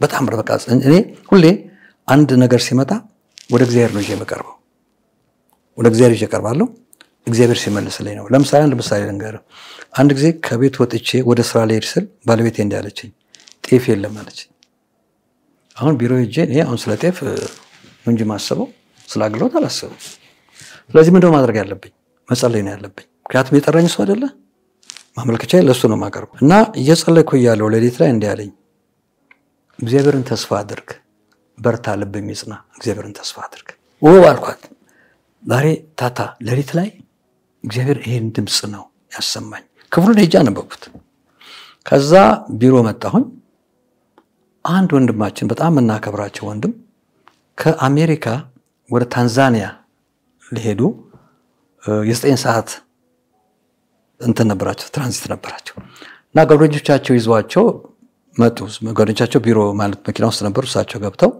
ቢሮ ተቀመጡ የዛን ጊዜ ህንጻ እየሰራ ነበር አስጎብኘኛሉ አስጎበኛቸው ጨረስኩ ጸለይላቸውና ጨርሼ ሊወጡ ሲሉ እንዴ ናና ሸኘኝ አሉኝ ደሞ ዛሬ ሸኘኝ የሚል አባል መጣ እንዴ ምናምን አብሬያቸው ወጣው ሰውጣ ልክ ኮሪደር ላይ ያለን እጃቸውን በእጄ ይዘው ገንዘብ አስያዙኝ ባይዘው እኔ መሰለኝ ወይ 100 ብር ምናምን ይመስለኝ እና ወጣን በልደናውን በርታ ብለው አጽናንተኝ ወጣ ገባው ስመት ሳየው $100 ምን ተብያለሁ ከቤት ጤፍ የለም እግዚአብሔር ምን ብሎኛል እግዚአብሔርን ተስፋ አድርግ በቃ መጸለይ ነው ድርሻ እና መጀመሪያ ተንበረከኩ አለቀስኩኝ የእግዚአብሔር ቅርብነት እግዚአብሔር ለአገልጋዮች ምን ያህል የሚራራ መሆኑ ከዛ ከጨረስኩ በኋላ ስልክ አነሳው ታታ አልኳት ጤፍ ብቻ አይደለም ከጤፍ በላይ የዛን ጊዜ ልጃችን ናዝሬት ትማር ነበር እሷ ደግሞ አርብ ትመጣለች ለሷ ትራንስፖርት ብዙ ነገር ያስፈልጋል እና በህይወቴ እግዚአብሔር ካስተማሪ ነገር አንዱ በብዙ ነገር ውስጥ እግዚአብሔር ጣልቃ ሲገባ ይቻላል በህይወቴ በተለይ ፋይናንሻል ላይ እኔ አንድ ችግር ከመጣ ፋይናንስ መንበርከክ ነው ጌታ ሆይ ይሄን ይዳለኝ በዚህ ኔት ላይ አንተና እውነቴ ነው ማለት በእግዚአብሔር ፊት ነው መሰከረው ምናልባት ረጅም ዓመት 8 ዓመት 10 ዓመት የቆዩ ውጭ ሀገር ያሉ ሰዎች ይደውላሉ ፓስተር አላምረው ተዛልከን ዛሬ እንዴት እግዚአብሔር እንዳመጣ አላቅም ደና ነው ወይ ባለቤት ልጆች አው $200 ልከላል It's a provision of God ወደ ማንንም ኪስ ውስጥ አልገባው እግዚአብሔር መንፈስ ቅዱስ ግን እዛው ውጭ ያለው ሰውዬ ልጄ እንዲ ነው ብሎ እንደዚህ በታምሩ ነው የኖርኩት እስቲ ለሆነ እና አንዳንድ ሰው ይደንቃል ፓስተር አላምረው ስለገንዘብ ሲያወራ This is a provision እግዚአብሔር ፕሮቫይድ ያደርጋል እና ከኔም ጋር ያሉት ጓደኞች አገልጋዮች በመክራቸው ፕሊዝ ወደ ማንንም ሰው ሄዳችሁ ገንዘብ አትጠይቁ ፕሊዝ ተንበርከኩ የጠራችሁ ጌታ ጠርቷችሁ ይላል he provides እኔ ምስክር ነኝ እጨምርላችሁ አንድ ግንቦት 20 ነው ቀኑ እንጸልይ መተናል ቸርች በኪስ ያለኝ 20 ብር ነው ከጀሞ 2 እስከ ጀሞ 1 ባጃጅ ነች 5 ብር ከዛ ላይ ደግሞ ጀሞ አንድ ላይ ደርሳችሁ እስከ ሜክሲኮ የሚያደርስ እንትናል ጌታ ሆይ ያለችኝ 20 ብር ነች ከዚህ በኋላ ኃላፊነቱ ያንተ ነው ብዬ ቸርቼ በሰዓቱ ተገኝቼ ጸሎት እየጸለየ ነው እና አንድ ወንድ መጣና ፈልጋለሁ አለ ለምን አልኩት ገንዘብ ልሰጥ መጀመሪያና ቢሮ እንሂድ ለምን እንደምሰጠኝ አልኩት አይ ጌታ ሳስቦኛል ጸልይ ትክክለኛ የላከ ሰው ነው በኪስ ያለችው መመለሻ አይችነች አልኩት ዋለ ጮህ ለምንድነው ማትነግረን ለምንድነው ተበቻር የምትቸገረው ከቅርነቱ አንፃር ነው እኔ አልወድም አልናገርም የጠራኝ ጌታ አይደል እሱ ፕሮቫይድ ያደርጋል ይገርም 1000 ብር አውጥቶ ይሰጠኝ እና ይሄ የኔ ልምምድ ነው ምንም ነገር ሲያስፈልገኝ እኔ ልብስም ቢያስፈልገኝ ወደ እግዚአብሔር ነው የምጮህ ስጮህ ፕሮቫይድ ሲያደርግ ባይኔ አይቻሉ ስቲል ማሁን ይያየው ስለዚህ የእግዚአብሔር ጣልቃ ገብነት በተለይ አንፃር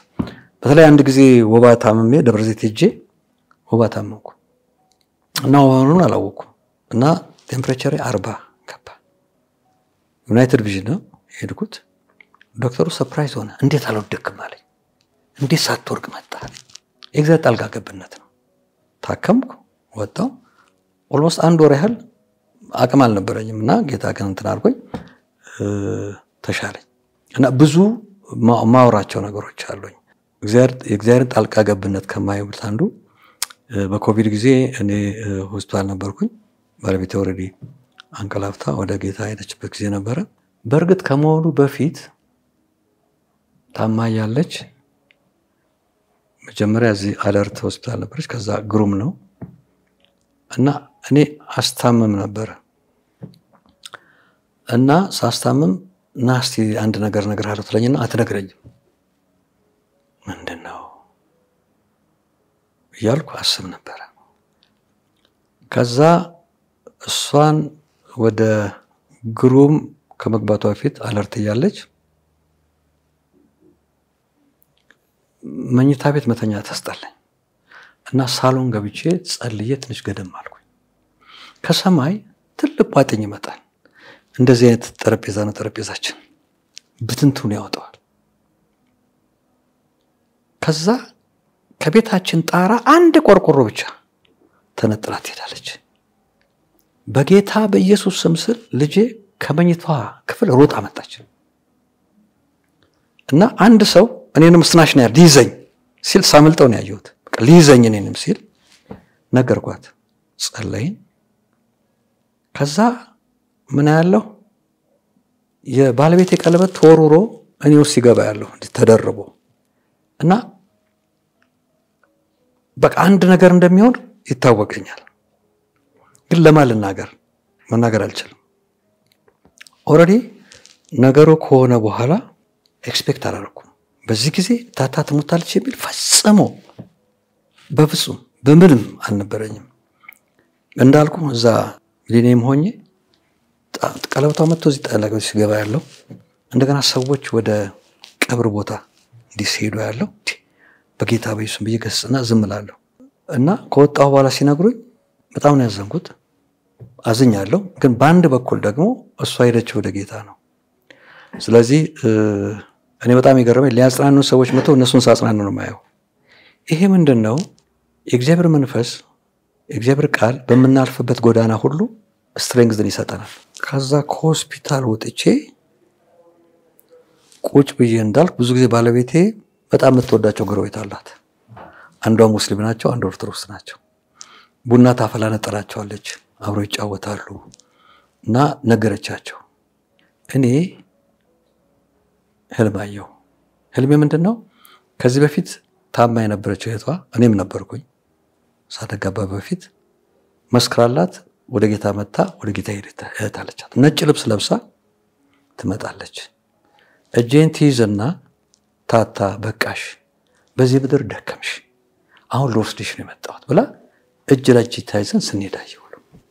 ሰዎቹ ሄል በፍጹም እንዴት ይሆናል ምናምን። ከወጣን በኋላ የሁላችንም ልብ በቃ ተተረተራ ሁለቱ እና እኔ ከሆስፒታል ወጥቼ ጊዜው ማክሰኞ ወይ ሮብ ይሆናል ቁጭ ብዬ ሳሎን መጡ። ኮት ያሩኝ እንዳታዘን እንዲህ ነው ወርዱ ወደ አባቷ ነው ልባ ኦርቶዶክስ ሙስሊም ናቸው። ወደ አባቷ ነው ሄደችው እንዳታዘን አሉ። ዋው! ይሄ ቃል እንደ መልእክት ነው የደገፈኝ። ታቱም ቁጭ በል ነግርሃለሁ የምትለኝ ነገር ነበር። እሷ እንግዲህ ማትነገር ይፈራል ይደነግጣል ብላ ነው።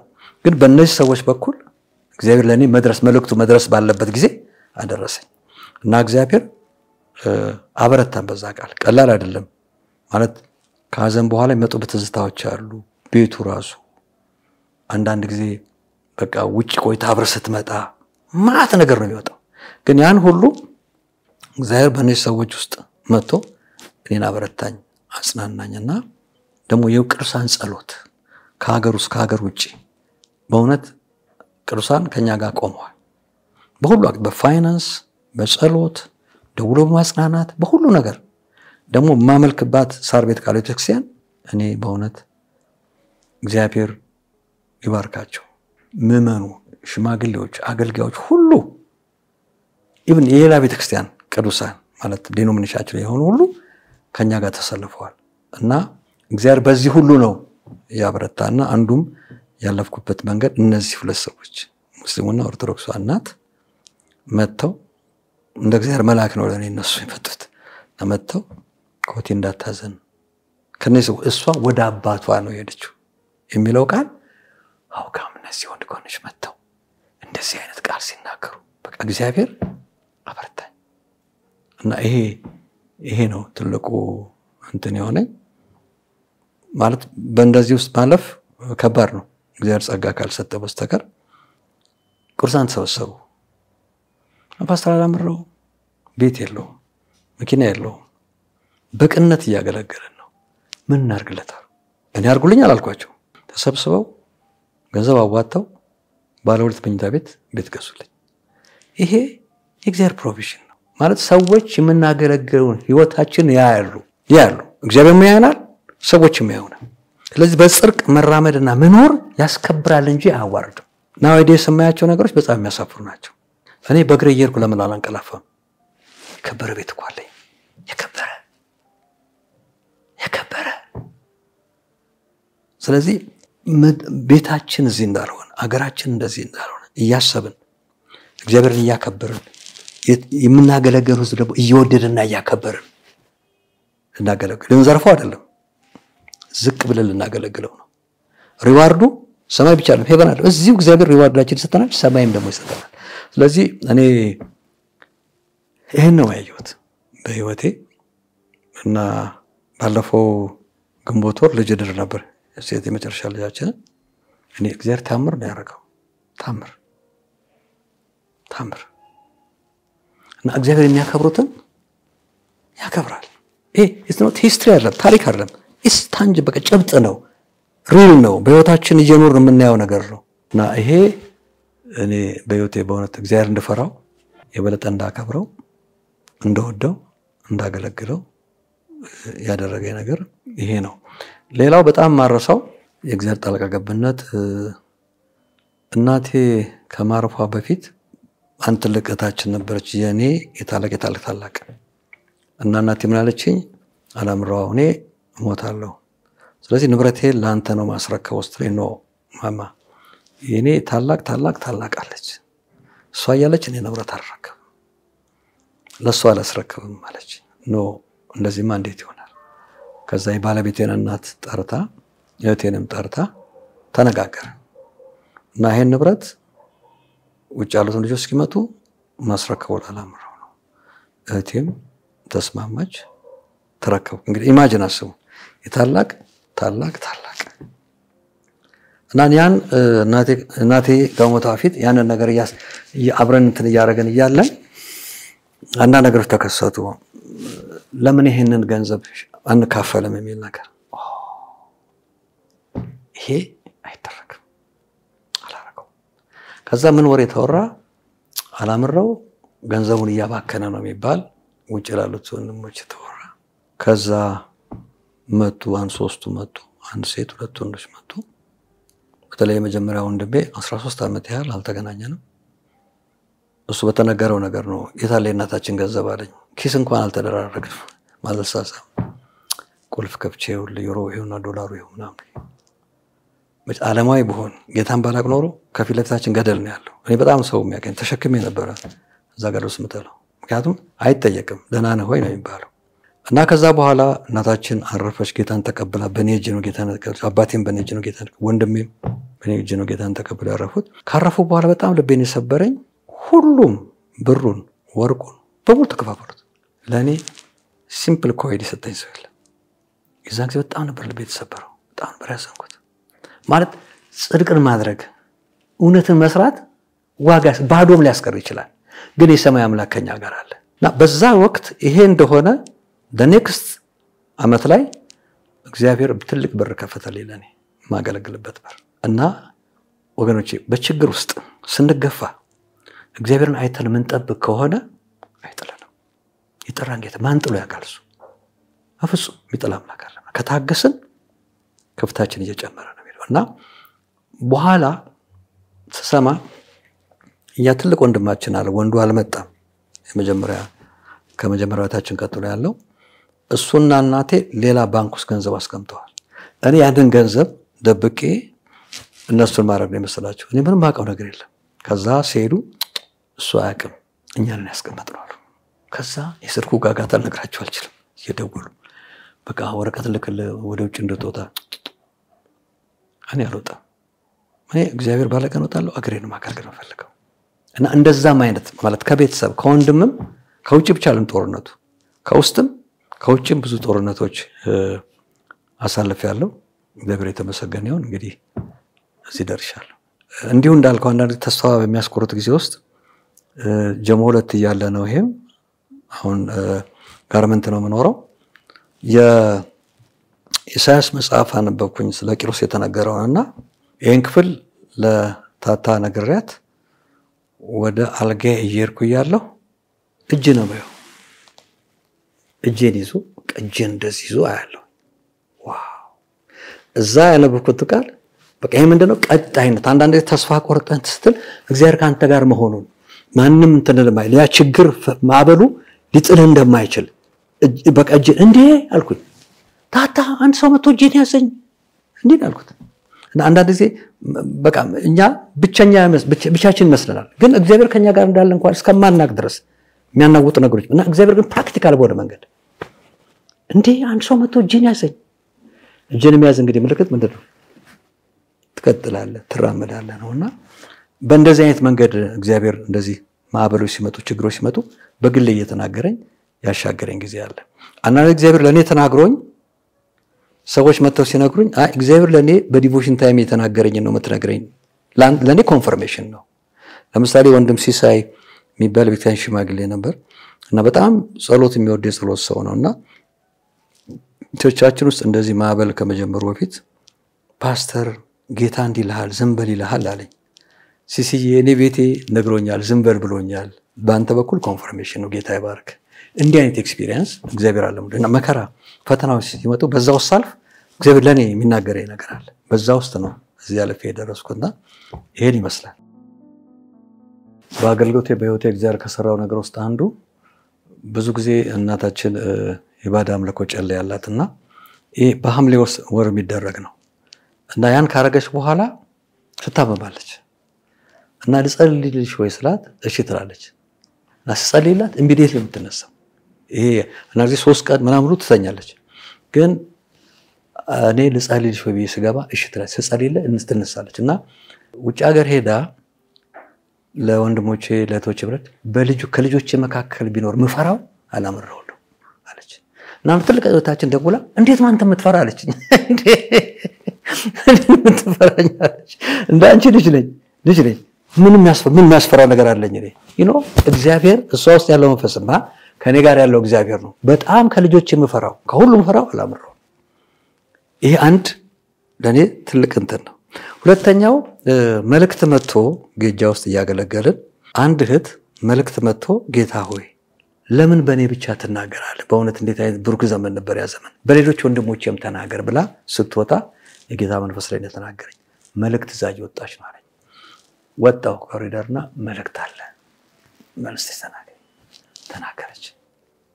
ያ የተናገረችው መልእክት ለሀገርም እንዴት ማለፍ እንደሚገባን እኛ ራሳችን የሆነ መልእክት ነው። ያ መልእክት ሲፈጸም አይቻለሁ እና ለበሽተኞች ሲጸለይ ይባላል እንግዲህ በጣም ስትመሰክር መሰማት አንድ እህት አለች ከኛ ቸርች እና ያው ጌጃ አንድ ላይ ወደ 2000 ምናምን ሰዎች እናመልክ ነበር እና ወደ 11 አጥቢያ ነው ስንወጣ እኔ ደረሰኝ የመካኒሳ የሚባል ነው አሁን ሳር ቤት ነው እና እዛ ሳር ቤት ስታገለግል በጣም በጨጓራ ህመም ቸገር ነበር እና እጃችሁን ጭናችሁ ጸልዩ ስትል አሁንም አለጃችት እና ጸለይ ከዛ ቀን ጀምሮ የጌታ መንፈስ ነካኝ ተለወጠች። እንግዲህ ብዙ ሰዎች አሉ ማለት ይሄ ማን ነው? ክብሩ ለእግዚአብሔር ነው። እግዚአብሔር በእኛ ውስጥ ሆኖ የሚሰራው እንጂ እግዚአብሔር ባመኑት ሁሉ ይጠይቅ ባመኑት አጋንንት ማውጣት ይችላል። ያ ማለት እኛ we are not great አይደለም። እግዚአብሔር በልጆቹ ውስጥ በማንኛቸው ልጆች ውስጥ ይተከማል። we are going to humble ራሳችን humble እንድናርገ እንጂ ሄሮ እንድንሆን አይደለም እና ይሄን አይቻል። ሌላው በህይወቴ ከገጠመኝ አንዱ እኔ በፍጹም ውጭ ወጣለሁ የሚል ሐሳብ አልነበረኝም። ግን በአንድ አገልግሎት ላይ እዚሁ የቀድሞ በካኒሳ ካሉት ቤተክርስቲያን ያው ሳር ቤት እዛ አንድ ወንድም ያገለግል ነበር። ኮንፈረንስ ጊዜ ነው እና በዛ በኮንፈረንስ ጊዜ የተሰበከው ዮሐንስ ወንጌል ነው እና የሰበከው ወንድማችን ሙሴ ነው እና አሁን የለም አይ ቲንክ ኡጋንዳ ወይ ጀርመን ይሆናል ያለው። እሱ እየሰበከ ሰብኮ ከጨረሰ በኋላ እኔ ኋላ ነበር የተቀመጥኩት። የሚቀጥለው ሰባኪ ስለነጋውም እያሰብኩ ነበር መልእክቱን መሰማውና ፓስተር አላምረው ለአንተ መልእክት አለኝ አለ። እኔ ሙሴ እንዲህ እንደሚያገለግል አላቅም ወይ ዛሬ ሙሴ ልትቀባጥር ነው እንግዲህ ምን ልትል ነው ምናምን ብዬ ምክንያቱም መድረክ ላይ አላየሁትም አብረን እንጸልያለን በመንጸልይበት ቦታ አላየሁትም እና እንዲህ ሲናገር እና ፓስተር አላምረው አለኝ እና ዙሪያ በሾህ ተከቦ ያለሁኝ በምንም ተአምር የሚተጣበት መንገድ የለም ግን ከሰማይ እሳት ወርዶ ያን ሾህ በላው ከዛ በኋላ ነፃ ሆናየውና እግዚአብሔር እንዲህ ይላል በቅርቡ አዲስ ያግሎት በር ከፍትልሃለሁ ይላል እኔ እዛው ቁጭ በየ ማሰብ ጀምር ወይ ቦሌ ሊወስዱኝ ወይ ጌጃ ሊወስዱኝ በማሰበው እና እንደዛ አልሆነም ኮንፈረንሱ አለቀ የጳጉሜ ወር መጣ እና ክብረ በዓሉም የሆነው መስከረም ነበር አንድ የሚሆነውና በህልሜ ማለት ተኝቼ ያለው ለጸሎት ስነሳላሊት ባለቤቴ ድምጽ ታስም ያለች አልቀሰቀሳትም በእንቅልፍ ልብ የጸልይ የተለምሽ ተኛውና ጧት ሲነጋ ታታ ለሊት ላይ በጣም ድምጽ ያሰማሽ ነበር የተኛሽ ምንስ ቆይ ላስታውሰው አለችኝና እንዴ አለችኝ አሁን መልክቱ በስልክ ሳይደወል በፊት ወክለኝ ወደ ውጭ ስወጣ ነው ማያለች ምንድነው የምትዩ ያልኩ እየተነጋገርን ያል ስልክ ተደወለ ካንዶ ዳጄ ስልክ ሲደውል ብድግ ሳረግ አረ ወንድም ከሌ ፈልጋል ከአሜሪካን ሀገርና ወይ ገና ላይ ወይ ፋሲካ ላይ እንድታገለግል ይፈልጋል ኢሜልህና ስልክ ላክልኝ ብለዋል ኢሜልንም ስልኬንም ላኩኝ ከዛ ወንድሜ ጋር ተገናኘን በኋላ አስመረጠኝ ገና ወይ ፋሲካ አለኝ አይ ፋሲካ ይሻላል እዚህ ያለው ኔቸር ስራ መስመር አስይዤ እንደዛ ይላልው ከዛ ላከልኝ የሶስት ወር እንትን ነበር ገብቼ ኤምባሲ ብዙ ሰዎች አይ ምናምን ሲሉ ነበር እና ገባው ተፈቀደልኝ 3 ወር እና ከተከፈለልኝ በኋላ ቪዛዬን ሰጠችኝ ሴት ምን አለችኝ እዚህ መጣ አሜሪካ ደርሰህ መጣ እዚህ መጣ ሪፖርት አድርጋለች አሜሪካን ሀገር ሄድኩኝ ፈተናው ልነግራቸው አልችልም እዚህ ፓስተር እናረጋል ምናምን የሚለው ነገር ሁሉ በቃ እንደ ጎርፍ መጣ አረኔ እንደዛ አይደለም ጉባኤ ላይ ተጸልዮልኝ ፓስተር አላምረው ለአገልግሎት ነው የሄደው ተብዬ ነው እና የመጣሁት አልቀርም መለሳለሁ በጣም ብዙዎቹ እንደሞኝ ነው የቆጠሩ ማሞ ኪሎ እንደሚባል ድሮ እንትን አይነት ቆጠሩኝ ምንም ችግር የለም እና እንደተባለው ወደ አዲስ አበባ ተመለስኩ መጀመሪያ ወደዛ ከመጣሁ በኋላ ሜክሲኮ አካባቢ አገልጋዮችን አገኘሁ መጋቢዎችና ሳይው እንደነገጡ እንዴት መጣሉኝ እግዚአብሔር ፍቃድ የሚባል ነገር አለ ስላቸው ዝማሩ ስለኔም የተወራሩት ሰዎች ነበር በቃ አይመለስም ከደረሰበት መከራ ችግር አንፃር አይመጣም ያሉ ሰዎች ነበሩ መጣው ከዛ ኤምባሲ ገባው በጣም የሚገርመው ነገር ሄደ መተዚ ሪፖርት ያደረገች ሴትዮ ራሷን ያገኘዋት እና መጥቻለሁ እንደዚህ ሄደ ተመለስ ሪፖርት አርግስ በቀጥታ ፓስፖርቴን ተቀበለችኝ ኮምፒውተሯን ከፈተች አጠገቧ ነበርኩ ምጽፈውን ሁሉ ሰማ ነበር ማለት እየተናገረች ነበር we highly appreciate you ምናምን ብላ ጻፈች ሰጠችኝ ከዛ የሚቀጥለው ቀን ኢንቪቴሽን ሲመጣልኝ የ2 ዓመት ሰጡኝ እንደገና አሁንም ሲሄድ ባለፈው ሲሄድ በቀጥታ ሶዮ ከፍቶ አየ ኤምባሲ እንትኑ ሚያው አየና በቀጥታ ሄደ እንትን ብቻ ኮሌክት አድርግ ብሎ ሰጠኝ እና ይሄ ምን ያሳያል ታማኝነት እግዚአብሔር ታማኝ ከሆነ በየትኛው መንገድ ለኛ የሚሆነው ነገር ያዘጋጃል እና አሜሪካን ሀገር ከሄድኩ በኋላ በጣም የደነቀኝ አንድ ወዳጄ እኔ እዛ አንድ ቤት ውስጥ ጸልይ ነበርና ደወለልኝ ሲደውልልኝ ምን ታረጋለህ አለኝ ጸልያለሁ ምን ትጸልያለህ ተቀላጠፍ እንጂ አለኝ አረ በጌታ በኢየሱስ ምንድነው መቀላጠፍ ማለት እኔ አዲስ አበባ እንደማቀው ስጠራ አገለ ከዛ ውጪ ለምኜ መጥቻለሁ ያላከረከል እና ያው እንደምዛ እንዳለ እኔ በማላቀው መንገድ እግዚአብሔር ወደ 13 ስቴቶች ዞሬ እንዳገለግል በር ከፈተልኝ እና አገልግዬ ወደ ሀገሬ በሰላም ተመለስኩ እንግዲህ አሁን 3ኛዬ ደርሼ ነው የመጣሁት ባለፈው ሄጄ መጥቻለሁ አንቲንግ አመት ሆነኝ አሁን አንድ አመት አራኩኝና እግዚአብሔር ጻድቅ ነው ከጠበቀነው ከታገስነው በቃ ምን መድረስ የሚገባን ቦታ ላይ ያደርሰናል ምንም ችግር የለውም እኔ ኤክስፕረስ አርግ ብትለኝ ለገልጸው ከምችለው በላይ ነው ባዘኔ ጊዜ ያጽናናኝ በድካሜ ጊዜ ያበረታኝ ሚመራኝ ክርስቶስን የበለጠ የሚገልጥልኝ ሩሩህ እንደሆን አንዳንዴ በማልፍባቸው ጊዜ ውስጥ አስቸጋሪ ነገር ሆነ ሲኖር ጌታ በጣም ይመራኛል ታው ይለኛል ለምሳሌ ቀጠናው ሰሰራ ቴምፕቴሽን አለ አሁን ሰዎች ጉቦዘው ሲመጡ በዚህ ጋር የሚከፈት እንትን የጨለማው ገዥ የሚከፍተው እንትን አለ አላምረው አቤት ቲቪ የለ አልጋ እኮ አንተና ባለቤት ስትገቡ ስፕሪንግ ቦርድ ነው የሚሆነው ወደ ውስጥ ነው የምትገቡት ሆቴል ለምን የለት ምን ለምን እንደዚህ አታረግም ሲል የጌታ መንፈስ ነው በዚህ ልጅ ተው አይጠቅምም አይረባም ተው አሁን ምርጫ የኔ ነው አባቴው እሺ በየሰታዘዝ በመታዘዝ እግዚአብሔር እድሜ ጨምሮልኝ ይዘርሻለሁ ስለዚህ ለኔ እግዚአብሔር አምላኬ ነው አጽናኜ ነው መሪዬ ነው ማለት መጽሐፍ ቅዱስ ውስጥ የማያውን ነገር በእኔ ህይወት አይቼዋለሁ ለምሳሌ ይዋጓል አይደል ዘንድ ካንተ ጋር ነኝ የሚለው ድምጽ እኮ ዝም ብሎ አልመጣም በዛም መስሪያ ቤት ውስጥ የሚገጥመኝን ፈተና ቀደም ብሎ ነገረኝ አዘጋጀኝ አለፍኩት ስለዚህ እኔ ሄዳለሁ ሲመጣ ጊዜ ሁሉ ያስተምራቸዋል ይመራቸዋል እኔ ነገርኳችሁን ቃል ያሳስባቸዋል ያለው መንፈስ ቅዱስ በእውነት ነው ለኔ ያ ነው መሪዬ ነው አምላኬ ነው ክርስቶስ የበለጠ እንዳውቀው ያደረገ ያለ ነው ያው እንግዲህ ክርስቶስ ሲገለጥ ነው የመንፈስ ቅዱስ ስራም ህትመቱ እንግዲህ ራፕቸር ላይ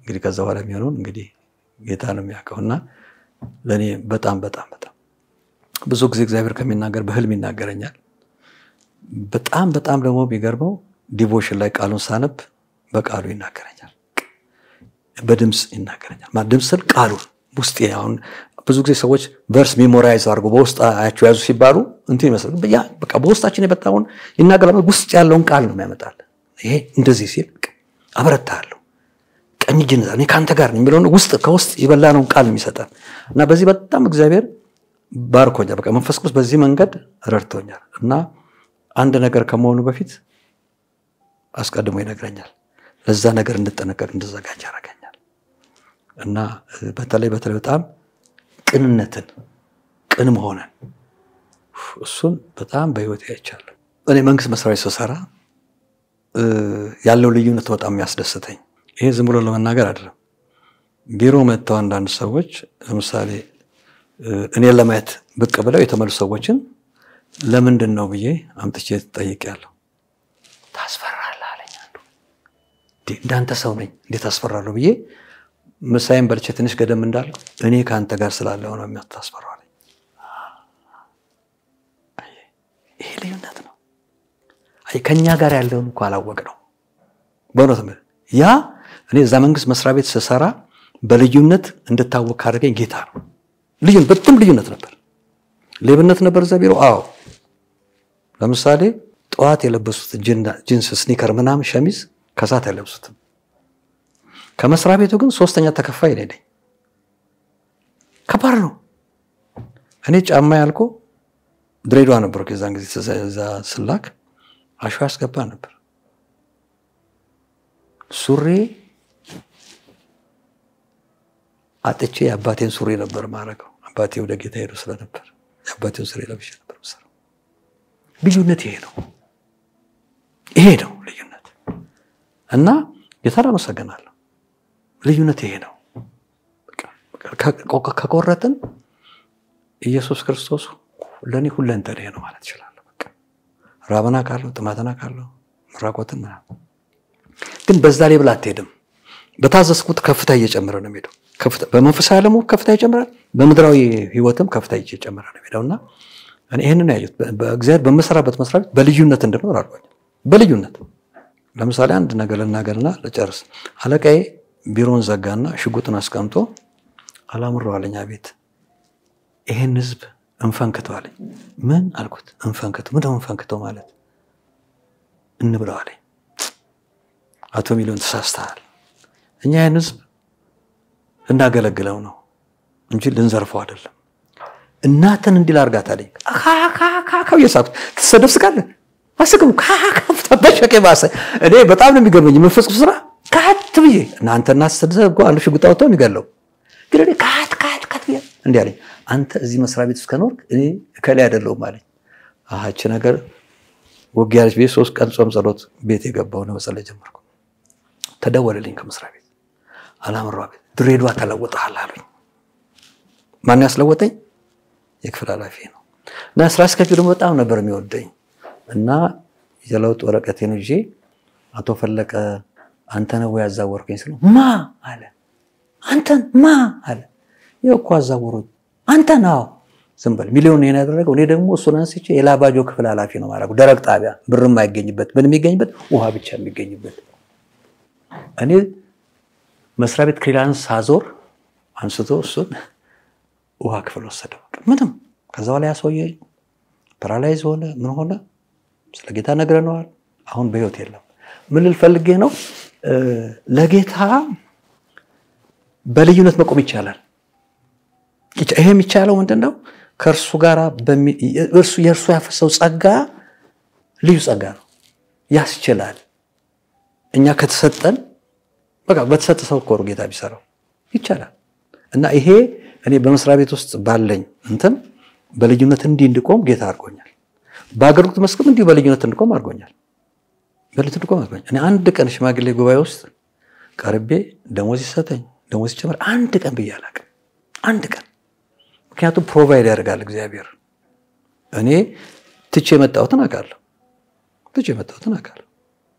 እግዚአብሔር ደግሞ ስመጣ ይሄን ድንቅ አምላክ ማገልገል ነው ለማትረፍ አይደለም ክርስትና ማትረፊያ አይደለም ይሄ አይደለም እግዚአብሔር ይባርካል ይባርካል ባርኮይ ነው ምኖረው ደስ ብሎ ይሄን ነው ማወቅ ያለብን እሱን ከፈራ ነው የመጀመሪያ እግዚአብሔርን መፍራት ማለት ስንፈራው ሞገሱና ክብሩ ከኛ ጋር ሰዎች ይወዱዋል እንዲሁ ይወዱዋል ሰዎች አይተው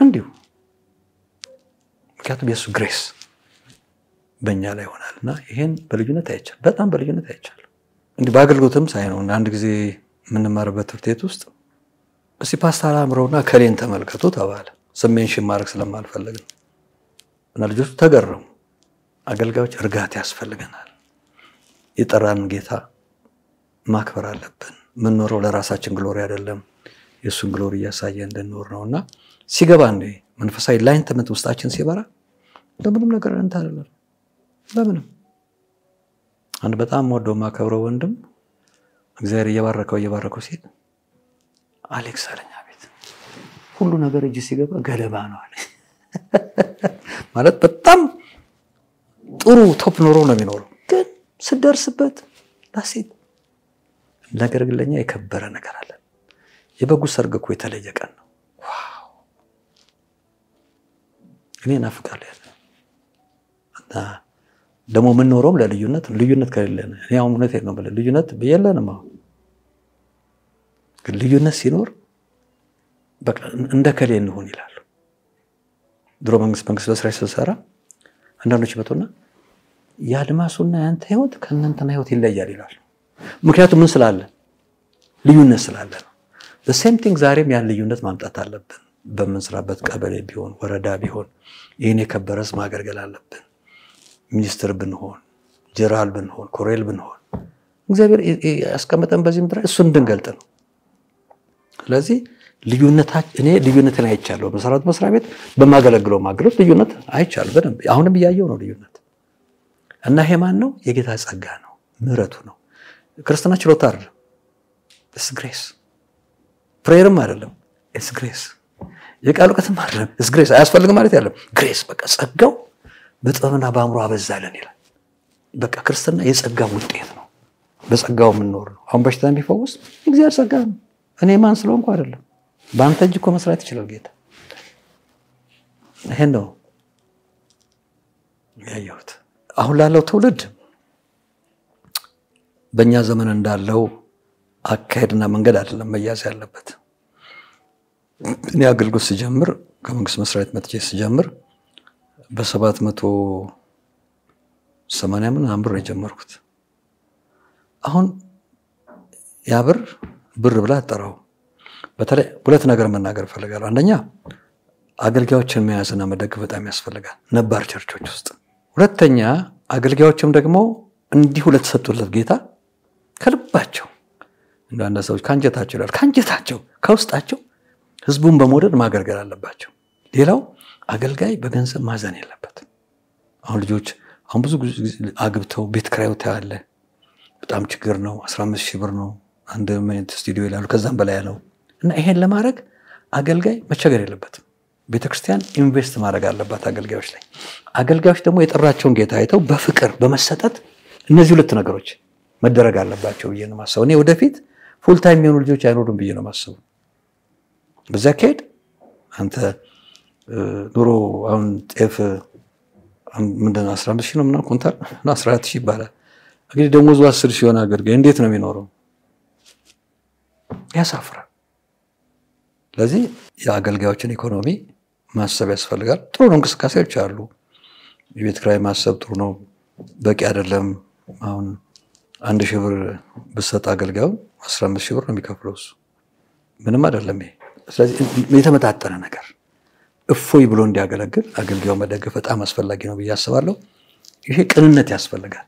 በመሪዎች ሕይወት ውስጥ ቅን መሆን በጣም ያስፈልጋል። በአገልጋዩም ሕይወት ደግሞ እንዲሁ ተሰጥቶ ማገልገል። እነዚህ ሁለት ነገሮች ሚዛናቸውን ጠብቀው መሄድ አለባቸው። እንደ የድሮ አሁን አባቶች 15 ብር 20 ብር ይከፈላቸው ነበር። ከነጋሽ ደግሞ በፊት የነበሩት አሁን ኑሮና ኢኮኖሚ እንደዛ አይደለም፣ ተለውጧል። ቤት ኪራይ ራሱ ያሰኛል። እና አገልጋይ እንዲያገለግል ተፈለገ የመሪዎች ትልቁ ድርሻ አገልጋዮችን መጎብኘት፣ መከታተል፣ ምንድነው ችግር በርታ ማለት ይሄ ይጎላል። በራስ ደግሞ ወደ አገልጋዩ ስትመጣ ተሰጥቶ ማገልገል፣ በቃ ህዝቡን እየወደደ ተሰጥቶ ማገልገል። እነዚህ ነገሮች ተቀናይተው ቢሄዱ ወደፊት ጥሩ ነገር ይሆናል ብዬ አስባለሁ። እነዚህ ነገሮች በጣም ሌላው ደግሞ በትርፍ ጊዜ የሚያገለግሉ አገልጋዮችን ማብዛት። ለምሳሌ አንዳንድ ልጆች 40,000 ብር 50,000 ብር ይከፈላቸው ነው። ሙሉ ጊዜ ካልሆንክ ይላል። እኔ እንደዚህ አይነት ልጆች ሲመጡ በትርፍ ጊዜ አገልግል። አሁን ቤት ኪራይ ነው። ሚስትን ትዳር ልትፈታ ትፈልጋለህ? ወደዚህ በጣም የሚከፈለው ስንት ነው? ከ15,000 ነው። 15,000 ወይ እንደዚህ ቢሆን እንግዲህ ከ50,000 ብር ደሞዝ ማለት ነው። ይሄ ሰው አሁን እግዚአብሔር በደለኝ ነው የሚለው፣ ሰው በደለኝ ነው የሚለው ማስተዋል ያስፈልጋል። እና ሁል ጊዜ ፉል ታይም ብቻ ሳይሆን በትርፍ ጊዜያቸው የሚያገልግል ይሄን መልመድ ያስፈልጋልና የራሳቸውን ወጪ ወራሳቸው እየቻሉ አገልጋዮች የሚያገለግሉበት መንገድ መፈለግ፣ እነዚህ ስራ ላይ ያሉት ልጆች ማለት ነውና ይሄ በጣም ያስፈልጋል። በድሮ ባሪያ ያረሰ የለም። ሚዛኑን የጠበቀ ነገር ቢደረግ ጥሩ ነው። አገልጋዮችን መውደድ ማክበር ያስፈልጋል። እኔ አሁን መሪዎችን እወዳለሁ፣ እነሱ እኔን መውደድ አለባቸው፣ ሪስፔክት ማድረግ አለባቸው። ምክንያቱም ወደ አገልግሎት አንዳንዶችም ሲመጡ እኮ እኛን እንድድየውን ናቸው ወደዚህ ደረጃ እንዲደርስ ያደረግናቸውና ይሄ መታሰብ አለበት። ቤተክርስቲያን ውስጥ ትልቁ የሚሰራው ነገር ፍቅር ነው፣ መዋደድ ነው፣ መከባበር ነው። መከባበር ባለበት ቸርች ውስጥ የእግዚአብሔር ክብር ይገለጣል። ይሄ በጣም ያስፈልጋልና አገልጋዮችን ማየት፣ ልጆቻቸውን ትዳርህ እንዴት ነው? እየበረታህ ነው ወይ? ምን ችግር አለ? ልረዳ የሚያስፈልግ ነገር 24 ሰዓት ሩጥ አይደለም፣ ቁጭ በል ማለትም ያስፈልጋል። እንደውም እንዳትመጣ ለሁለት ሳምንት ቤት ዝጋ፣ ከባለቤት ከልጆች ጋር ጸልይ። እሴስ በርናውት አይሆንም። ያገልጋይ ሪስቶር ነው የሚያደርገው። እና እንዲህ አይነት ነገሮች ቢደረጉ ጥሩ ነው። ባላንስ የጠበቀ ከመሪውም ዘንድ ከአገልጋዩም ዘንድ ሚዛኑን የጠበቀ ነገር መደረግ አለበት። እና እኔ ባገለገልኩበት መንገድ አሁን ያሁኑ ትውልድ ያገልግል አልፈልግም። በእኔ ይብቃ። እኔ ተረግጬም ምን ብዬም ዋጋ ከፍዬም አገልግያለሁ። አሁን ግን ያለው ትውልድ እፎይ ብሎ ደስ ብሎት ቤተሰቡም በጥሩ ኑሮ እያኖረ ማገልገል አለበት። ስለዚህ እኔ ይሄንን እመክራለሁ። በተለይ የዚህ ፋይናንስ ጉዳይ በጣም እንዲታሰብበት ይገባል። እንግዲህ አንድ ወንጌላዊ 12,000 ብር ይከፈለው ነው ምሳሌ ማለት ነው። ይሄ ሰው ያው እንዴት ነው የሚኖረው? እዚህ ከተማ ውስጥ ያለቀሰ መኖር አለበት ነበር። ይሄ ትልቅ በደል ነው። የእግዚአብሔርም እጅ እንዳይሰራ ከሚያደርገው ነገር አንዱ ይሄ ነው። ጥሩ ክፍያ ማግኘት አለበት። ቤተሰቡን ባለቤቱም እሰይ ብለው ማስተዳደር አለበት። ለምንድን ነው የሚያዝነው? ለምንድን ነው የሚያለቅሰው? እንባም እኮ ጥሩ አይደለም። ቸርች ገንዘብ ጠፍቶ አይደለም። ምን አለ ቅንነት ቢኖረን? ምን አለ አገልጋይ እስከመቼ ነው ኢትዮጵያ ውስጥ እንደዚህ አይነት ሁኔታ የሚታይ? ማለት ይሄ ስል በጽድቅ በእውነት የሚያገለግሉ አገልጋዮች አሉ፣ የሚቀልዱም አሉ። ይሄ ነውር ነው። በእግዚአብሔር ማገልገል ካልፈለገ አገልግሎት ተመሄድ ነው ያለበት። በቅንነታም በጽድቅ የሚያገለግሉ አገልጋዮች ግን ድጋፍ ያስፈልጋቸዋል፣ መታየት አለባቸው። እያለቀሱ እያዘኑ ወይ ነባቸው። ለምንድን ነው አንዳንድ ልጆች ከነባር ቸርች ወደ ሌላ ቸርች የሚሄዱት? ገንዘብ ነው። ሌላ ምንም ነገር አይደለም። ይሄን ሰጣለ ይሄን አድርገል ሲሉ ኑሮ ለማስተዳደር ሲተዋይዳል። ስለዚህ እንዳይሆን አገልጋዩም በተሰጠው ጥሪ እግዚአብሔርን በመፍራት ማገልገል አለበት። የቤተክርስቲያን መሪዎችም ደግሞ አገልጋዩን በሚገባ መደገፍ መያዝ አለበት እና ይሄ ሚዛኑን ጠብቆ መሄድ አለበት። አሁን የሀገራችን የኑሮ ሁኔታ ታውቃለህ፣ ሁሉም ሰው እንትን ውስጥ ነው ያለው። ግን ቸርች ባላት ነገር ላይ ያው አገልጋዩ ነው ነገሩን ሁሉ የሚሰራው። ያ መታሰብ አለበት ለማለት ፈልጋለሁ። ነባር ቸርቾች ላይ በእውነት ነው ትልቅ ሪፎርሜሽን ታድሶ ያስፈልጋል። አንዳንድ ጊዜ ለውጥ ሊያም ይችላል። ለውጥ አስፈላጊ ነው። ለውጥ እንዴት ስንል ለውጥ እንደ እግዚአብሔር ቃል መለወጥ የሚገባን ነገር መታደስ የሚገባን ነገር ለምሳሌ ሰቆቃወ ኤርምያስ ምዕራፍ 5 ቁጥር 21 ላይ አቤቱ ወደ አንተ መልሰን እኛ ምንመለስ ዘመናችን እንደቀድሞ አድስ ይላል። መታደስ አለበት። እድሳት ያስፈልገናል። እግዚአብሔርን በመፍራት እርስ በርስም በቃ ምን ሰራው አንድ ወንጌል ነው። እኔ ሙሉ ወንጌል ውስጥ ያለ ወንድም ለኔ ወንድሜ ነው። መካኒስ ውስጥ ያለ wherever ዲኖሚኔሽን አይደለም። ግን አብሮ መስራት አሁን የስደቱ ጊዜ አብረን ነበር። መካኒስ ሙሉ ወንጌል አንድ ላይ ጸልይ ነው ብለን አንድ ቤት ውስጥ ሁላችን ዛሬ ያለው በትል የለም። ሁሉም የራሱን አጥር ሰርቶ ይሮጣል ነው። በግልም ሮጦ ይቻለ በጋራ ምሮጥ ነው። ጨርቻ ደግሞ ኢትዮጵያ ውስጥ አሁን በጋራ ምሮጥ ነው ብዙ ነገር መስራት የምንችለው።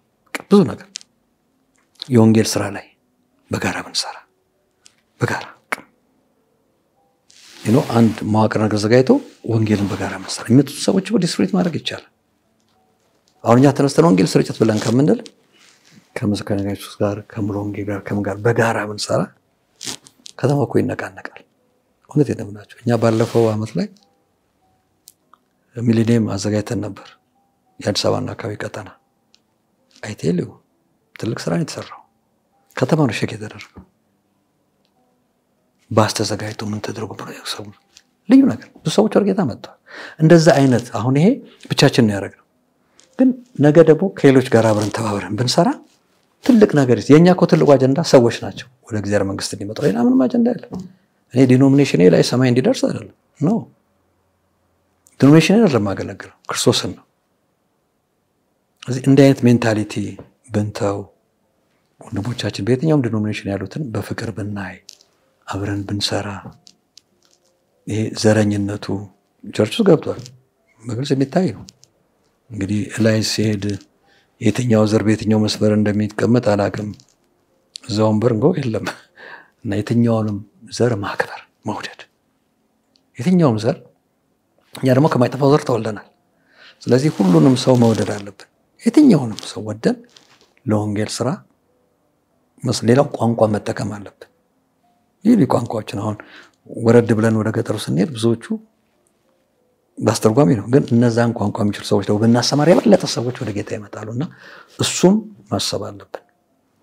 እሱንም ማሰብ ሌላው ቸርቾቻችን በተለያየ ቋንቋ ውርለት ያውን የኢትዮጵያ ቸርቾች ምን ሰብክበትን መንገድ ማመቻቸት አለብን። ለምሳሌ እንግሊዝ ሰርቪስ ለምን አይኖረንም? ዘርሳ ከተማ ውስጥ ያለ ነው። እንደ ቃልዮት እንደ ሙሉ ወንጌል አሁን እኔ ማቀው ቤዛ ነው ኢንተርናሽናል እንደዚህ ናይሲ ግን ለኛም ልጆች ወደፊት ወደታየ ሀገር ሄደው ወንጌል እንዲሰብኩ ከተፈለገ ይሄን ነገር ማዳበር አለብን። አንዲና ነገሮች ቢኖሩ በተለያየ ቋንቋ ምክንያቱም ጌታ ሊመጣ በደጅ ባለበት በዚህ ጊዜ መለከት ሊነፋበት በዚህ ጊዜ እንደዚህ አይነቱን ቋንቋ የተለያየ ቋንቋዎችን ልጆችን አስተምሮ በሚሽን ተመላክ ጥሩ ነው ያስባለሁ። በህይወት ዘመኔ በአገር ዘመኔ ካየኋቸው ትልቁ ነገር እግዚአብሔር አምላክ ታማኝ ነው።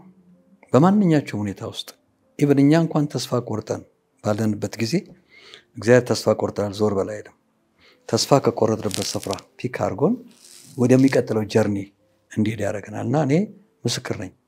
ተስፋ በቆረጥኩበት ጊዜ እግዚአብሔር እጅ አንጥቶ መታ ስታነሳኝ ወዳልጠበቅኩበት ሌቭል ከፍ ሲያደርገኝ አይቻለሁና እኛ እንኳን ታማኝ ባንሆን እግዚአብሔር ታማኝ ነው። ምክንያቱም የጠራውን አገልጋይ የሚተው አምላክ አይደለም። አልጥልህም አልተውህም ሻለው ሆይ ምረጡ እስራኤል ሆይ እኔ ካንተ ጋር ነኝ ያለ እግዚአብሔር ሁሉ ጊዜ ከኛ ጋር ነን። በሚመች ሁኔታ በማይመች ሁኔታ በጤንነት በተለያዩ ሁኔታዎች ውስጥ ስናልፍ እግዚአብሔር ሁሉ ጊዜ ታማኝ ነው እና በታማኝነቱ ሲመራኛ አይቻለሁ እዚህ ማድረሶኛል ወደፊትም እንግዲህ አንቀላፍቼ እስከመሄድ ወይም ራፕቸር መጥቶ እስከምንነጠቅ ድረስ እግዚአብሔር ታማኝነት እንደሚመራኝ አምናለሁ ቤተክርስቲያንም የሚመራ ታማኝ ጌታ ነው እና ከሁሉ በላይ ማወቅ የሚገባን ትልቁ ነገር ደግሞ ቤተክርስቲያን የሽማግሌ መጋቢ አይደለችም የክርስቶስ ነች ስለዚህ ሁላችንም ማወቅ ያለብን የክርስቶስ ቤተክርስቲያን በታማኝነት በቅንነት ልናገለግል ይገባል የፓስተሩም አይደለችም የሽማግሌ በጋራ ሆነን አብረን የክርስቶስ መንግስት የምናገለግልበት የእርሱ መንግስት ነችና ኢየሱስ የህይወት ያዳኝ ጌታዬ ንጉሴ ነው እኔ በዚህ ምድር ያለሱ መኖር አልችልም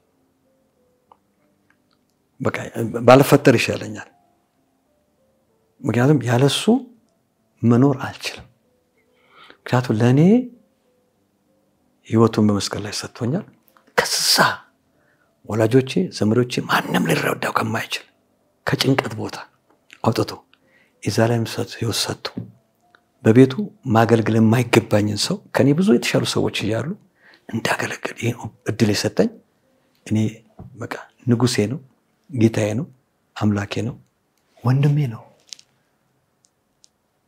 ያለሱ በዚህ ምድር ላይ እንመራ አልችልም በቃ ያለ መፈጠር ይሻላል እኔ ብዙ ጊዜ ማለት ነው ሰው በዚህ ምድር ላይ ያለ ጌታ ካልሆነ አለመፈጠር ነው የሚሻለው ምክንያቱም ላይፍ ኢየሱስ ነው ይሄ ሲገባን ነው ማለት ንግግር አይደለም ይሄ ስቴስት አርጋው በህይወት ስታልፍ በቃ እና ለኔ ውዴ ነው በቃ ከምንም ነገር በላይ በዚህ ምድር ላይ የመጀመሪያ ፕራዮሪቲ ጌታ ኢየሱስ ክርስቶስ ነው it's not wealth it's not education it's nothing everybody ሁሉ ነገር የሚያልፍ ነው ግን የማያልፍ ህይወቱን የሰጠኝ ጌታ ለኔ ሁለንተና እሱ ነው ጤናዬ ነው ሞገሴ ነው ክብሬ ነው ሀብቴ ነው አዝማቼ ነው ሁሉ በሁሉ ነው ለኔ ጌታ እና ከሱ ውጭ ሌላ ምንም የለኝም እኔ ብዙ ጊዜ እናገራለሁ ከላይ ለልጆቼ ባለቤቴ ካለፈሽ በኋላ ከላይ እግዚአብሔር አለኝ ቀጥሎ እናንተ ናችሁ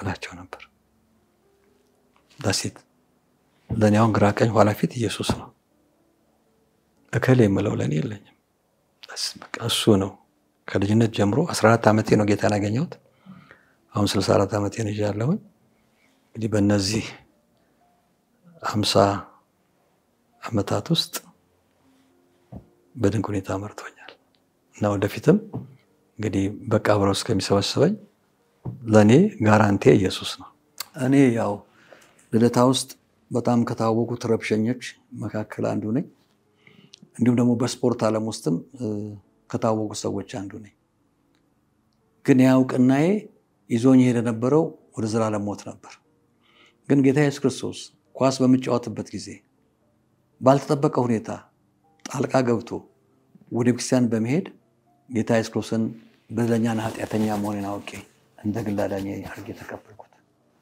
ወደ ህይወት የገባ ህይወት የለወጠ ዛሬ ከጌታ ጋር ስጓዝ 49 አመቴ ነው በዚህ ሁሉ የመራኝ ከዛ ከድቅድቅ ጨለማ ያወጣኝ እዚያ ደረሰኝ ጌታ ወንድሜ አባቴ እናቴ ለእናንተም ይሄ ጌታ ያስፈልጋችኋል ልጁ ያለው ህይወት አለው የእግዚአብሔር ልጅ የለው ህይወት የለው ይላል ዛሬ ለብሰን አምሮብን ብንወጣ ብንገባ ያለ ክርስቶስ ኢየሱስ ሞተናል በክርስቶስ ኢየሱስ መሆን ማለት ጌታ ኢየሱስ በቀራንዮ መስቀል ላይ ክቡር ደሙን አፍስሶልኛል በሬናት ተሸክመሃል ሞታል ተቀብራል በሶስተኛው ተነስተሃል አርጋል ዳግም ትመጣለህ የህይወት ጌታ አዳኝ ሆነ ብለን ወደታችን ብንጋብዘው እሱ ያማርጥም ይገባል ህይወታችን ይለወጣል የእግዚአብሔር ልጅ ሆናችሁ እስከመጨረሻው እረኛ ሆኖ ይመራችኋል ስለዚህ ይሄንን ጥሪ ለእናንተ አስተላልፋለሁ ኢየሱስ ክርስቶስ ያለናል አሜን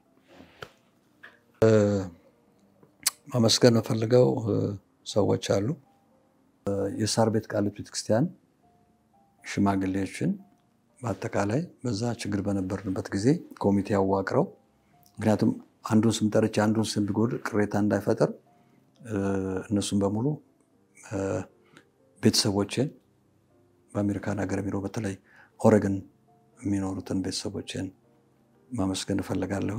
እግዚአብሔር ይባርካቸው። ከዛም ደግሞ ውጪ የኔም የታታም ጓደኞች በአሜሪካ ሀገር፣ በካናዳ፣ በእስራኤል የሚኖሩ በጣሊያንም እነሱ ሁሉ ከሀገር ውስጥም ከሀገር ውጭም ሁሉም ሰው ከኛ ጋር ሆኖ ተረባርቧል እና አጠቃላይ የቤተክርስቲያን አባላት በሙሉ እነሱ ሁሉ ተባብረው ስላደረጉት ነገር እግዚአብሔርን ስለነሱ አመሰግናለሁ። እግዚአብሔር ይባርካቸው።